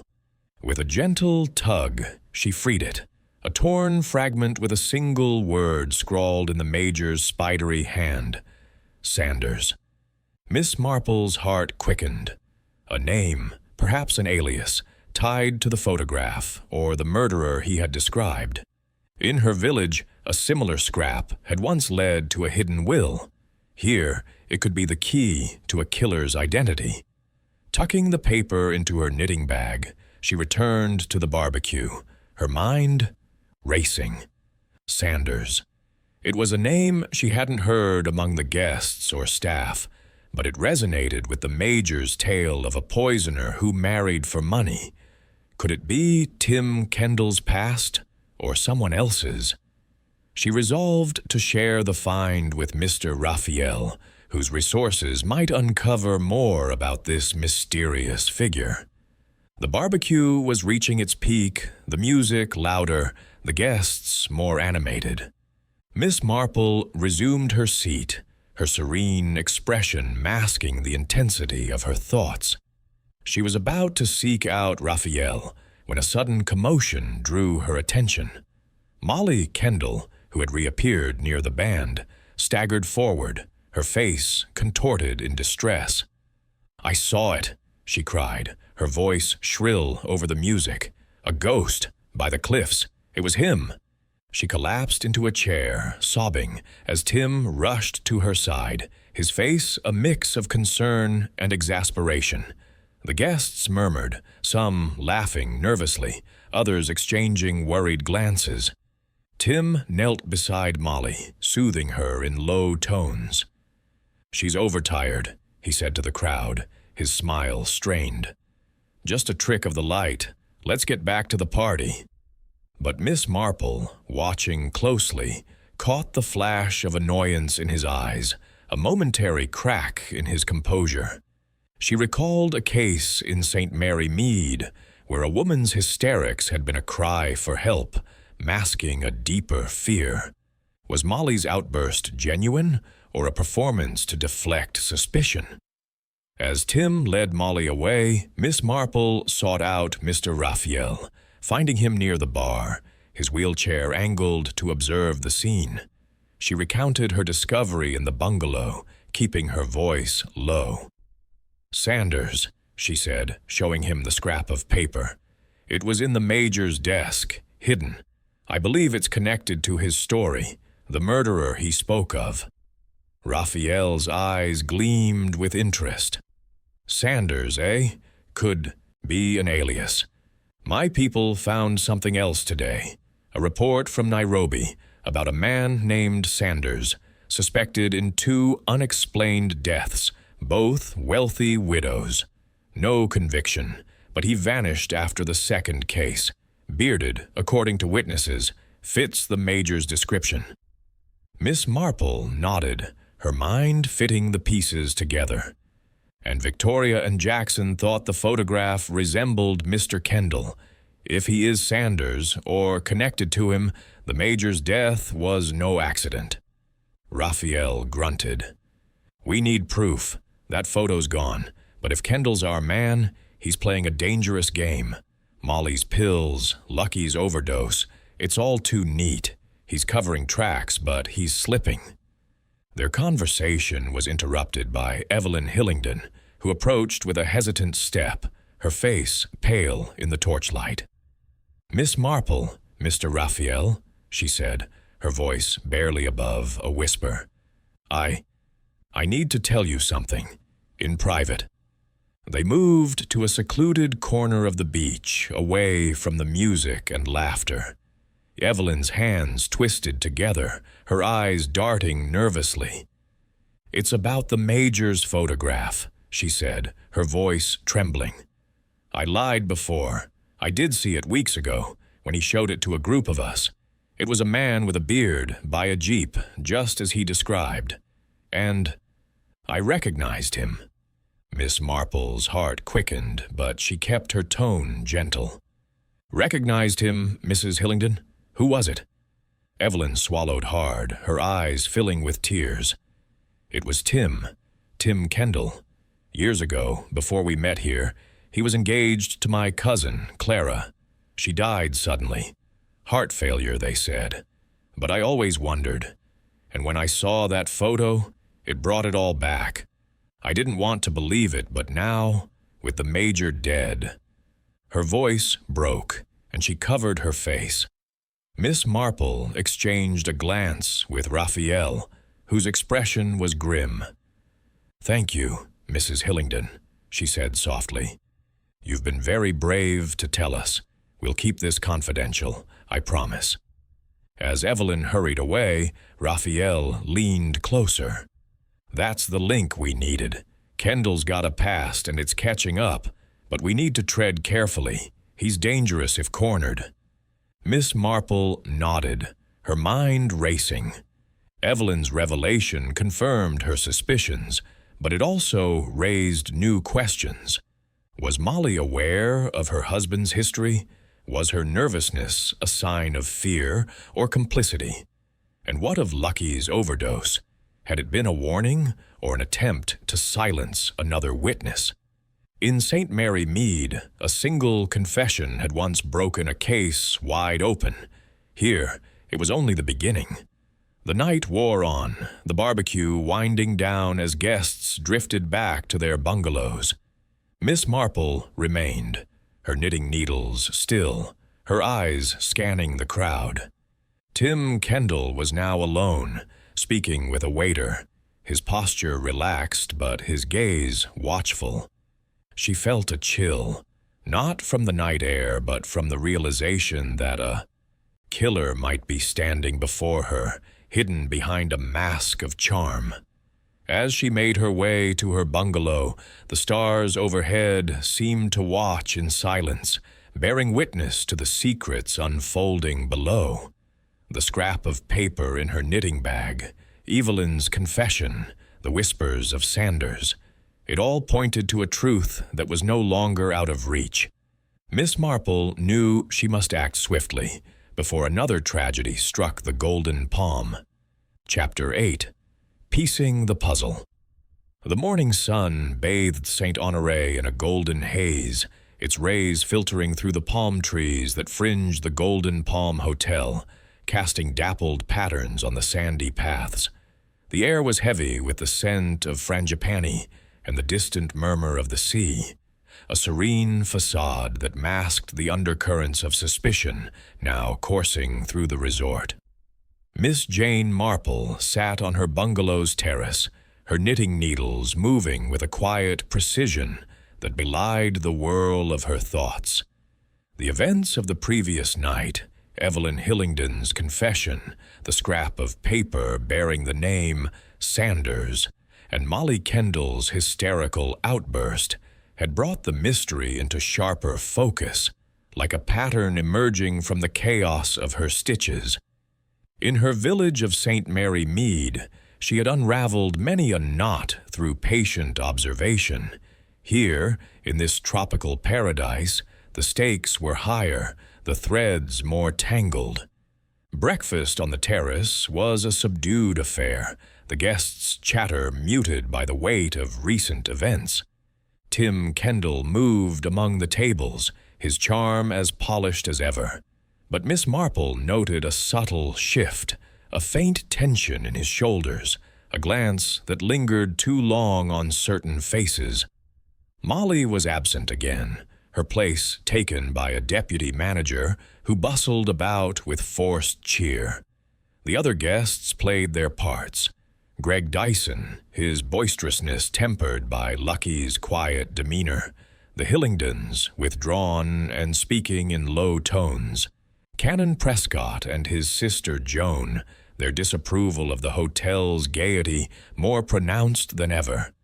Mr. Raphael, stationed in his wheelchair near the edge of the terrace, caught Miss Marple's eye with a knowing nod, as if to confirm their shared resolve to uncover the truth.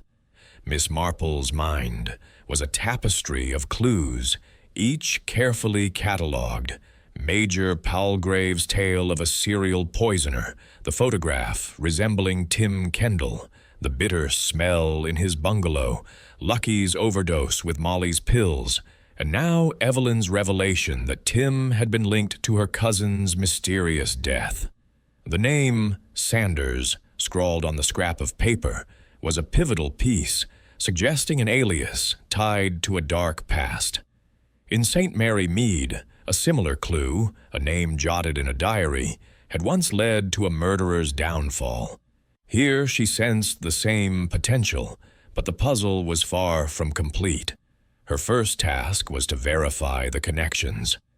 She sought out Mr. Raphael after breakfast, finding him on the veranda, his attendant Jackson nearby, polishing a tray. "Good morning, Mr. Raphael," she said, settling beside him with her knitting bag. "I've been thinking about our discoveries last night. That name, Sanders, it's a thread we must follow." Raphael's eyes gleamed with approval.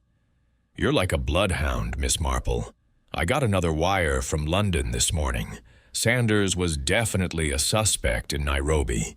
2 wives, both wealthy, both dead under suspicious circumstances. Digitalis was the poison, just like Palgrave said. The man disappeared before they could pin him down. No photograph in the records, but the description matches. A tall fellow, bearded then, charming as the devil." Miss Marple nodded, her needles clicking softly. And both Victoria and Jackson thought the Major's photograph resembled Mr. Kendall. Evelyn's cousin, Clara, her death fits the pattern. If Tim Kendall is Sanders, he's been very clever, but not clever enough. Raphael grunted, his fingers drumming on his wheelchair. "He's got motive. Money, if Molly's the next target. Her family owns this hotel, you know, rich as Croesus. But we need proof. That photo's gone, and without it, it's all hearsay." Miss Marple's eyes twinkled behind her spectacles. "In my village, Mr. Raphael, proof often came from the smallest details. A glance, a word, a misplaced object. I think we should watch Mr. Kendall closely, and Mrs. Kendall too. Her fear is telling, but whether she's victim or accomplice, I'm not yet sure." Their conversation was interrupted by the arrival of Canon Prescott, his gaunt face set in lines of concern. "Miss Marple, Mr. Raphael," he said, his voice heavy with gravitas. "This hotel is becoming a den of iniquity. First the Major, now Mrs. Dyson's collapse. I fear for the moral fabric of this place." Joan Prescott nodded vigorously, her glasses slipping down her nose. "And Mrs. Kendall's outburst last night, claiming to see a ghost. It's all very unsettling. I've written to the bishop about it." Miss Marple smiled gently, her tone disarming. "It is distressing, isn't it? Poor Mrs. Kendall seems quite overwrought. Perhaps she saw something that reminded her of the Major's stories, his talk of a murderer, for instance." The Prescotts exchanged a glance, and Canon Prescott's frown deepened. "Nonsense, surely. The Major's tales were mere exaggeration. We should focus on prayer, not idle gossip. Raphael's lips twitched, but he said nothing, and Miss Marple let the matter drop, sensing their reluctance to engage. As the Prescotts moved away, she turned to Raphael. "They see only what they wish to see," she murmured. But Mrs. Kendall's outburst was no mere fancy. "She's frightened, and I believe it's of her husband." Determined to probe further, Miss Marple sought out Evelyn Hillingdon, hoping to coax more details about her cousin's death. She found her near the beach, sketching a lone palm tree, her movements slow and deliberate. "Mrs. Hillingdon," Miss Marple said, approaching with a smile, "your drawings are such a comfort to see. I wonder if I might trouble you for a moment." Evelyn looked up, her face wary, but softened by Miss Marple's kindness. "Of course, Miss Marple. What is it?" "I've been thinking about what you told me last night," Miss Marple said, her voice low and gentle. "About your cousin Clara and Mr. Kendall. It must have been a terrible shock seeing that photograph. Can you recall anything else about her death? Any details that seemed unusual?" Evelyn's pencil stilled, and her eyes clouded with memory. "It was so sudden," she said softly. "Clara was healthy, vibrant. She and Tim were engaged. And then one day she collapsed. Heart failure, the doctor said. But there was a bottle of medicine in her room, something for her nerves. I always wondered if it was tampered with. When I saw the Major's photo, it brought it all back. The way Tim was so calm. Afterward, almost relieved. I tried to forget, but now..." Her voice trailed off, and she shivered despite the heat. Miss Marple nodded, her expression sympathetic, but her mind alert. "You've been very brave to share this, Mrs. Hillingdon. It must be painful to revisit such memories." As Evelyn returned to her sketching, Miss Marple walked slowly back to the hotel, her thoughts racing. Clara's death mirrored the pattern described by Palgrave, digitalis, a sudden collapse, a charming man who stood to gain. Tim Kendall's marriage to Molly, whose family wealth underpinned the hotel, fit the same mold. But why the overdose on Lucky? Was it a mistake, a warning, or a deliberate act to shift suspicion onto Molly? Her next encounter was with Greg Dyson, whom she found lounging by the pool, his newspaper discarded as he watched Lucky swim laps. "Good morning, Mr. Dyson," Miss Marple said, settling nearby with her knitting. "I'm glad to see Mrs. Dyson looking better. Such a frightful incident with those pills." Greg's face darkened, his usual joviality replaced by a scowl. "Yeah, a frightful mess. Those were Molly's pills, you know. Makes you wonder how they ended up with Lucky. Someone's not being careful. Or worse." Miss Marple's needles paused. "Worse? You think it was deliberate?" Greg shrugged, his eyes narrowing. "I don't trust anyone here, not after the Major. Lucky's been jumpy, says she saw something odd the night before. Someone near our bungalow, late. She won't say more, but it's got me thinking." Miss Marple nodded, filing away the information. Lucky's sighting could be significant, or it could be a distraction. In St. Mary Mead, a neighbor's vague report of a prowler had once led to a burglar's capture. Here, it might point to something far darker. That afternoon, Miss Marple sought out Jackson, hoping to confirm his earlier remarks about the photograph. She found him repairing a fence near the staff quarters, his hands deft with a hammer. "Jackson," she said, her tone warm, "you've been so helpful with all your work here. I was wondering about Major Palgrave's photographs again. You said one reminded you of Mr. Kendall. Can you recall anything specific about it?" Jackson wiped his brow, his grin fading slightly. Like I said, ma'am, it was just a passing thought. The beard made it hard to tell, but the way the man stood, tall, confident, like Mr. Kendall when he's greeting guests, I didn't think much of it, but the Major seemed to think it was important. "Did you mention this to Mr. Kendall?" Miss Marple asked, her voice casual. Jackson hesitated, his eyes flicking toward the hotel.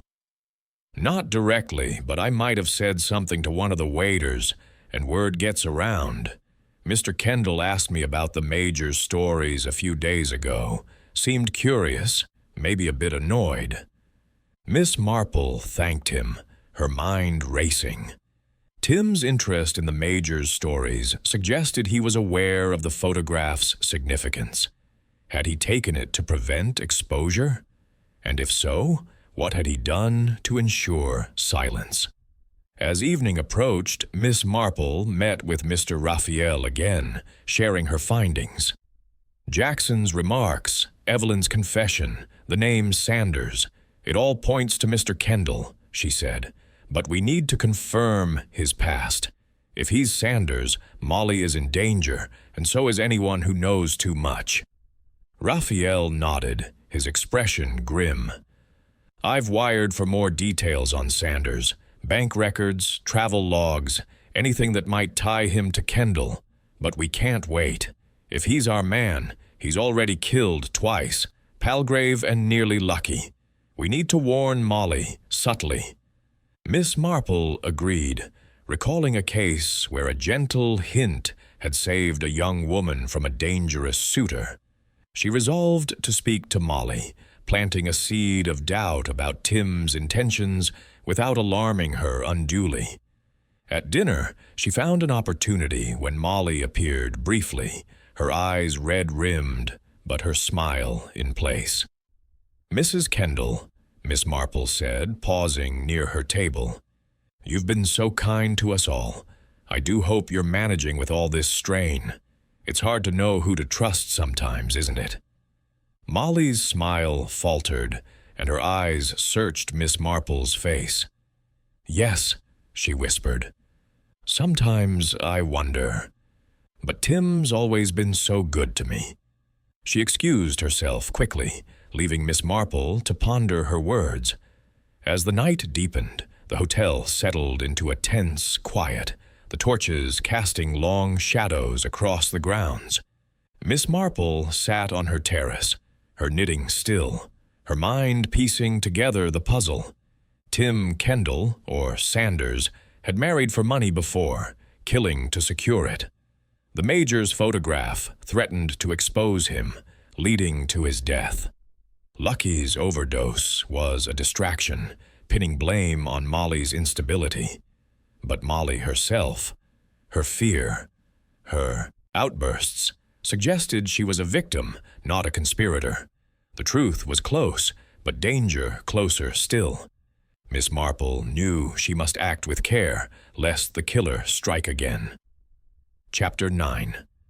The trap closes. The sun rose over Saint-Honoré with a relentless brilliance, its rays piercing the morning mist and bathing the Golden Palm Hotel in a golden sheen. The air was thick with the scent of salt and hibiscus, and the gentle lapping of the sea against the shore offered a deceptive promise of tranquility.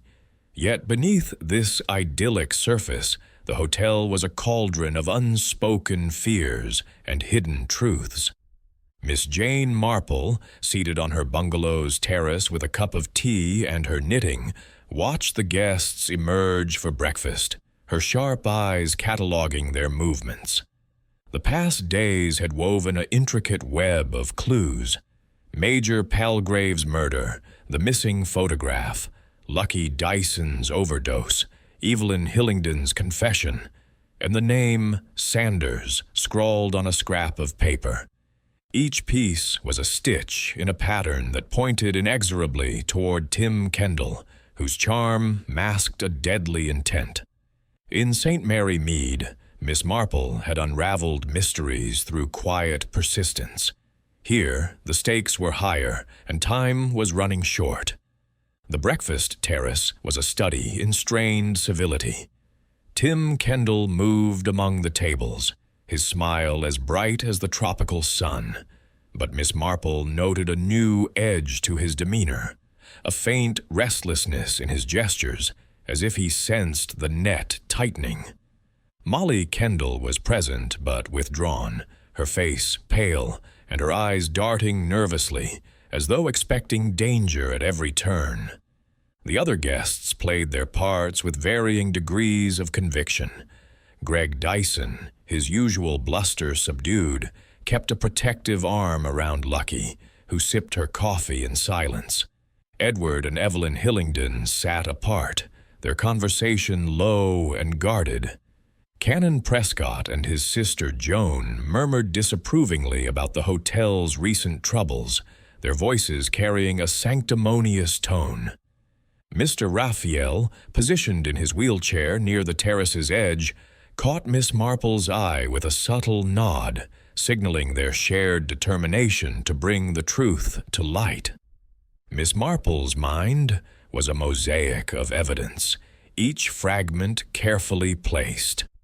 Tim Kendall, possibly the Sanders of Major Palgrave's tale, had a history of marrying wealthy women who died under suspicious circumstances. The photograph, described by Victoria and Jackson as resembling him, had threatened to expose this past, leading to the Major's death, likely by digitalis, disguised as a heart attack. Lucky's overdose with Molly's pills was a calculated move to shift suspicion, painting Molly as unstable. Evelyn's revelation about her cousin Clara's death confirmed the pattern, and Molly's growing fear suggested she was the next target. Yet proof remained elusive, and Miss Marple knew that without it, Tim's charm would shield him from justice. Her first task was to solidify the case. She sought out Mr. Raphael after breakfast, finding him on the veranda, his attendant Jackson momentarily absent. "Good morning, Mr. Raphael," she said, settling beside him with her knitting bag. "I've been turning over our findings. The name Sanders, Evelyn's cousin, the photograph. It all points to Mr. Kendall.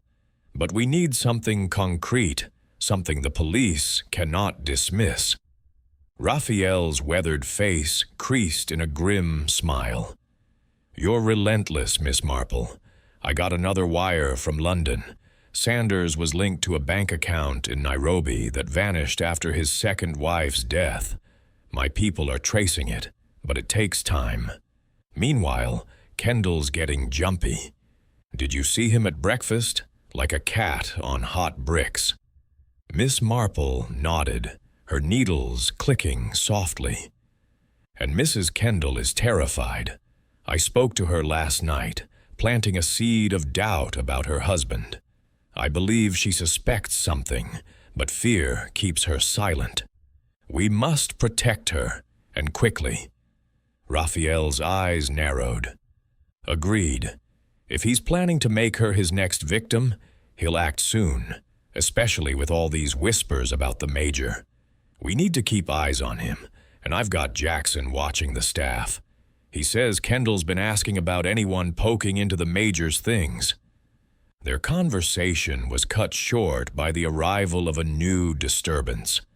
A shout from the beach drew their attention, and Miss Marple rose, her heart quickening. Guests were gathering near the water's edge, their voices a mix of shock and curiosity. As she and Raphael approached, they saw the grim scene. Jackson, the handyman, lay face down in the shallow surf, his body motionless. Dr. Graham was already there, kneeling beside him, his face pale as he checked for a pulse. "He's dead," the doctor announced, his voice heavy. "Drowned, it seems. Must have gone for a swim and got caught in a current." The crowd murmured, some stepping back in horror, others pressing closer. Tim Kendall was on the scene, his expression one of practiced concern as he directed the staff to cordon off the area. "A terrible accident," he said, his voice carrying over the waves. "We'll handle this discreetly. Please, everyone, return to the hotel." Miss Marple's eyes narrowed, her mind racing. Jackson, who had seen the Major's photograph and mentioned Tim's displeasure, was now dead. Another accident, too convenient to be believed. In St. Mary Mead, a gardener's sudden death had once revealed a blackmail attempt. Here, the pattern was chillingly similar. She caught Raphael's eye, and his grim nod confirmed her suspicion. Jackson had known too much. As the police were summoned, Miss Marple slipped away, her knitting bag in hand, to reflect on the implications. Jackson's death was a bold move, suggesting Tim was growing desperate. Had Jackson been blackmailing him, or simply asking too many questions? The photograph, the pills, the name Sanders, all pointed to a man who killed to protect his secrets. But Molly was the key, her wealth the motive, her fear, the signal that time was running out. Determined to act, Miss Marple sought out Molly, finding her in the hotel's office, sorting through invoices with trembling hands. "Mrs. Kendall," she said gently, closing the door behind her. "I hope I'm not intruding. I've been worried about you with all these dreadful events." Molly's eyes were red-rimmed, her smile forced. "It's kind of you, Miss Marple," she said, her voice shaky. "It's just, so much has happened. Jackson, now. I can't believe it." Miss Marple settled into a chair, her tone soft but probing. "It's very distressing, and with the Major's death and Mrs. Dyson's incident, it makes one wonder about safety here. I couldn't help but notice those pills were yours. It must be so troubling, not knowing how they were taken." Molly's hands froze, and she looked away, her breath catching. "I don't know," she whispered. "I keep them locked in my drawer, but someone must have—" "I'd never hurt anyone, Miss Marple. You believe me, don't you?"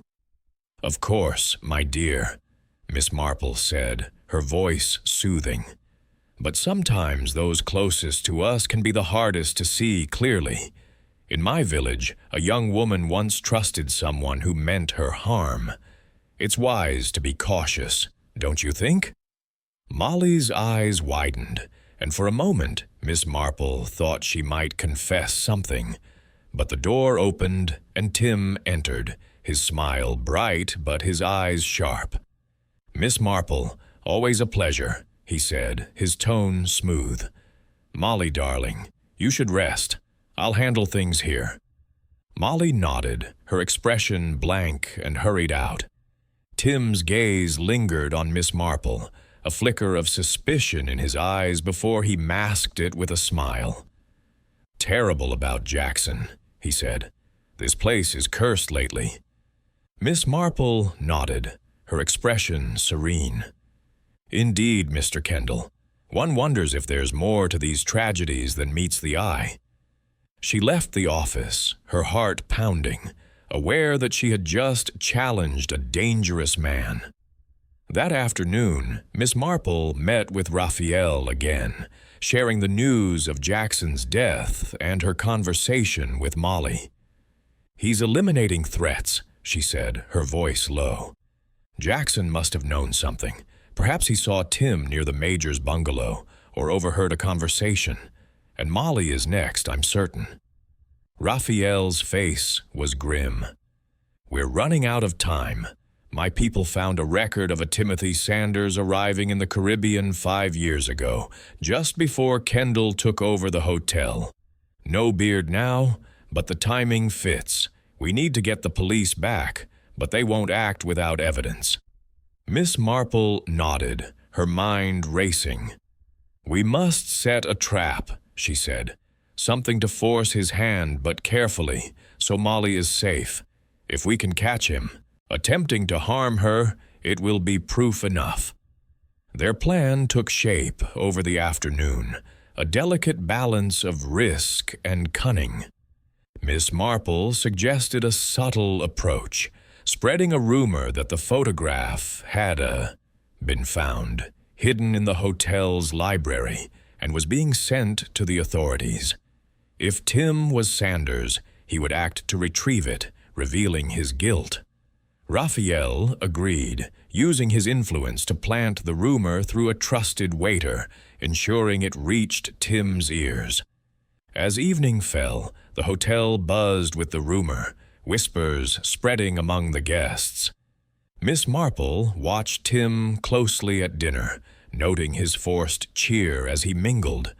When the news reached him, delivered casually by a waiter, his smile faltered, and he excused himself, heading toward the library.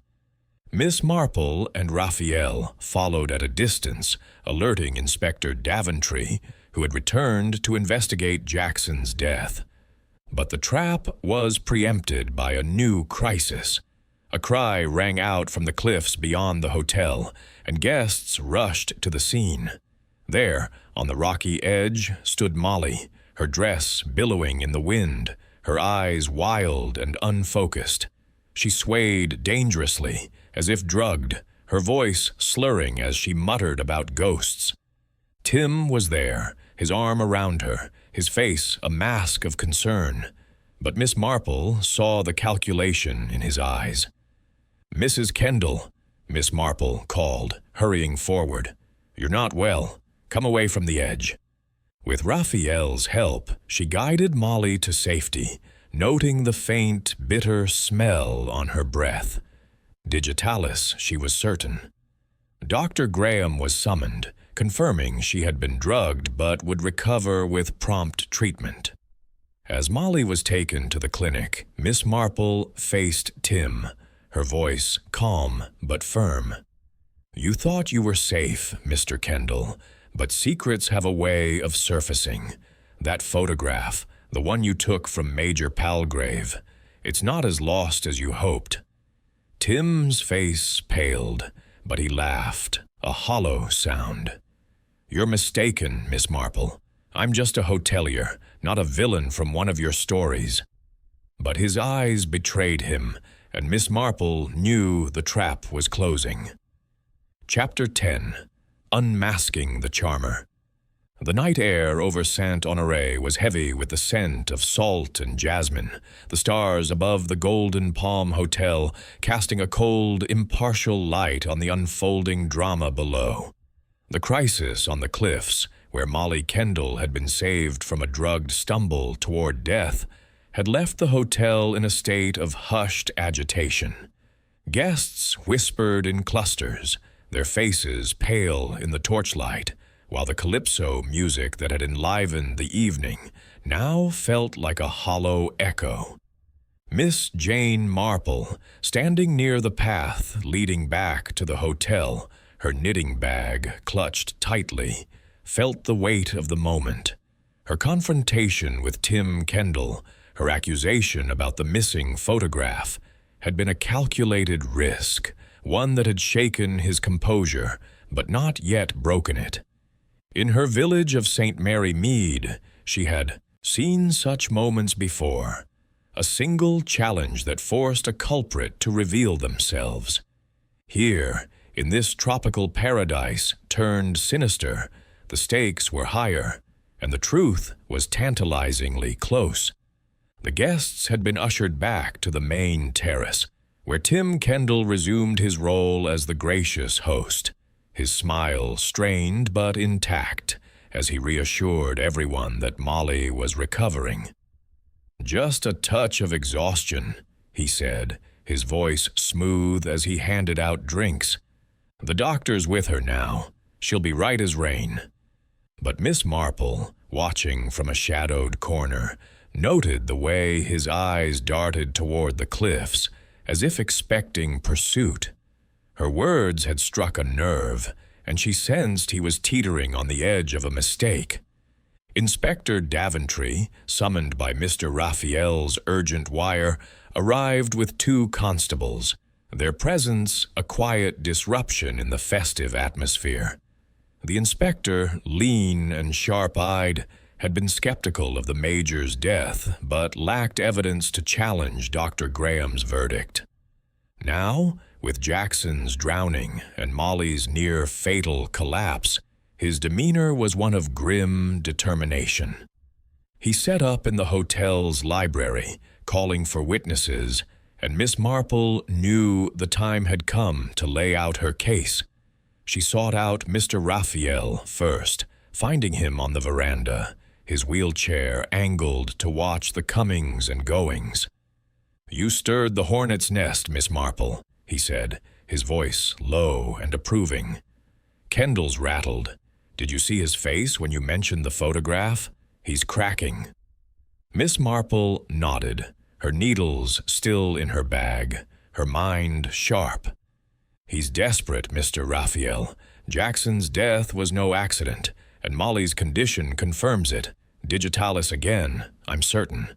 We must present our evidence to Inspector Daventry before Tim acts again." Raphael's eyes gleamed. "My people sent more on Sanders.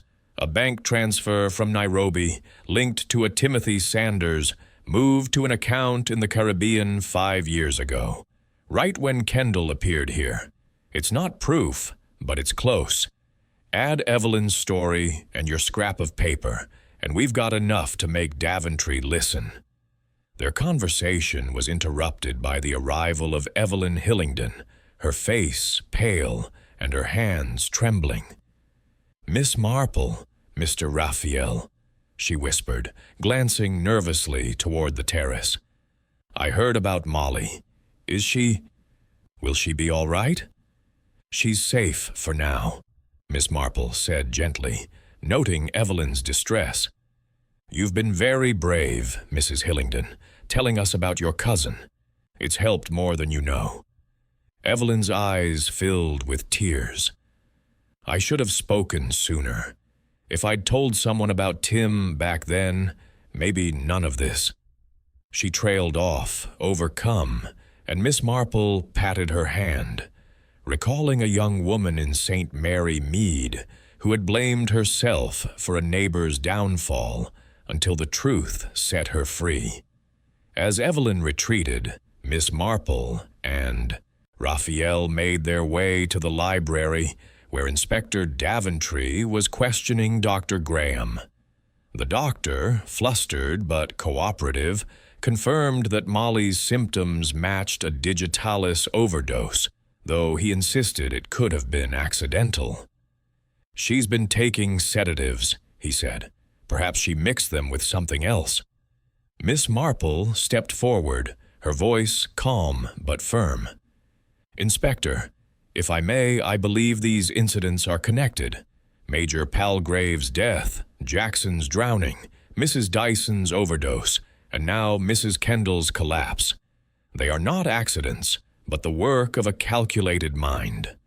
Daventry's eyes narrowed, but he gestured for her to continue. With Raphael's support, Miss Marple laid out the case. Major Palgrave's story of a serial poisoner named Sanders, the photograph resembling Tim Kendall, the bitter smell in the Major's bungalow, the scrap of paper with Sanders written on it, Evelyn's revelation about her cousin's death, and the financial trail linking Sanders to the Caribbean. "Tim Kendall married Molly for her wealth," she said, her tone measured. "The Major's photograph threatened to expose his past, so he poisoned him with digitalis, disguising it as a heart attack. Jackson, who asked too many questions, was drowned. Mrs. Dyson's overdose was meant to cast suspicion on Molly, making her seem unstable. And tonight, he tried to finish Molly, to secure her fortune." Daventry listened intently, his skepticism giving way to interest. "That's a serious accusation, Miss Marple. You're saying Mr. Kendall is this Sanders?" "I believe so," she replied. "The photograph is gone, but the witnesses, Victoria, Jackson, Mrs. Hillingdon, saw it and linked it to him. The name Sanders ties him to Nairobi, where 2 wives died under similar circumstances." Raphael added, My contacts confirmed a bank transfer from Sanders to an account here, timed with Kendall's arrival. It's circumstantial, but it's strong. Daventry rubbed his chin, his eyes flicking toward the door. We'll need to question Kendall, but without the photograph or direct proof of poison, it's a hard case to make. Miss Marple nodded, her mind racing. Then we must find that proof. I suggest testing the Major's glass. It may still hold traces of digitalis. And Mrs. Kendall's condition tonight, she smelled of it, just as Victoria noted in the Major's room. The inspector agreed, dispatching a constable to retrieve the glass from storage and ordering a tox screen for Molly. As they waited, Miss Marple returned to the terrace, her eyes scanning for Tim. He was near the bar, speaking with Greg Dyson, his posture relaxed but his gaze watchful. She felt a chill, recalling a case in St. Mary Mead where a killer's calm facade had crumbled under pressure. Tim was close to that point, she sensed, and she must push him further. She approached him, her knitting bag in hand, her expression serene. "Mr. Kendall," she said, her voice soft but clear. "I do hope Mrs. Kendall is recovering. It's been such a trying time for you both. I couldn't help but think of Major Palgrave's photograph. Such a curious thing, how it vanished. One wonders where it might turn up." Tim's smile froze, and his eyes hardened, though he laughed lightly. "You're quite the detective, Miss Marple. That photo was just an old man's fancy, nothing to it. I'm more concerned about Molly." "Of course," she said, her tone disarming. "But in my village, small things, a photo, a name, often led to great truths. The name Sanders, for instance. It seems to carry weight here." His face paled, and for a moment she thought he might bolt, but he recovered, his charm returning like a mask. "You're full of stories, aren't you? I've got a hotel to run. Excuse me." He moved away, but Miss Marple saw the sweat on his brow, the tremor in his hand. She had struck a nerve, and the trap was closing. As the night wore on, Inspector Daventry summoned Tim to the library for questioning. Miss Marple and Raphael waited outside, joined by Evelyn, who had insisted on being present. The inspector's questions were sharp, focusing on Tim's past, his connection to Sanders, and his whereabouts during the Major's death and Jackson's drowning. Tim's answers were smooth, his denials practiced, but Miss Marple noted the strain in his voice, the way his eyes flicked toward the door. The turning point came when a constable returned with the results from the Major's glass. Traces of digitalis far beyond therapeutic levels. Dr. Graham, visibly shaken, confirmed that Molly's blood work showed the same poison. "It's not accidental," he admitted. "Someone administered it deliberately." Daventry's expression hardened, and he turned to Tim. "Mr. Kendall, your wife's fortune, the photograph, these deaths, they point to you. Care to explain?" Tim's composure cracked, his charm giving way to desperation. "You're wrong," he said, his voice rising. "I'm no killer. Molly's sick. The Major was old. Jackson drowned. It's all coincidence." But the evidence was mounting, and Miss Marple stepped forward, her voice calm but relentless. "Mr. Kendall, you married Molly for her wealth, just as you did with others as Sanders. The Major recognized you from that photograph, so you silenced him. Jackson grew curious, so you drowned him. And tonight, you tried to kill Molly, blaming her supposed instability. But the truth is out, and your mask is slipping." Tim's face contorted, and he lunged toward the door only to be restrained by the constables. "You can't prove it," he shouted, but his voice broke and he slumped, the fight draining from him. Under Daventry's relentless questioning, he confessed. He was Sanders, driven by greed, killing his wives with digitalis to secure their fortunes. The Major's photograph, a relic from his Nairobi days, had threatened to expose him, and he had acted to protect his new life with Molly's wealth. As Tim was led away in handcuffs, the guests gathered, their faces a mix of shock and relief. Molly, recovering in the clinic, stared at her husband in horror, her trust shattered. Evelyn Hillingdon wept quietly, her guilt over Clara's death eased by the truth. Greg and Lucky Dyson stood close, their earlier tensions forgotten, while the Prescotts muttered about divine justice. Miss Marple returned to her bungalow, her knitting bag at her side, her heart heavy but satisfied. "Such a waste," she murmured, gazing at the stars. "Charm can hide the darkest hearts, but truth has a way of shining through." In St. Mary Mead, she had seen it time and again. Here, in the Caribbean, the lesson held true. The hotel quieted, the guests dispersing with tales of the spinster who had unmasked a killer.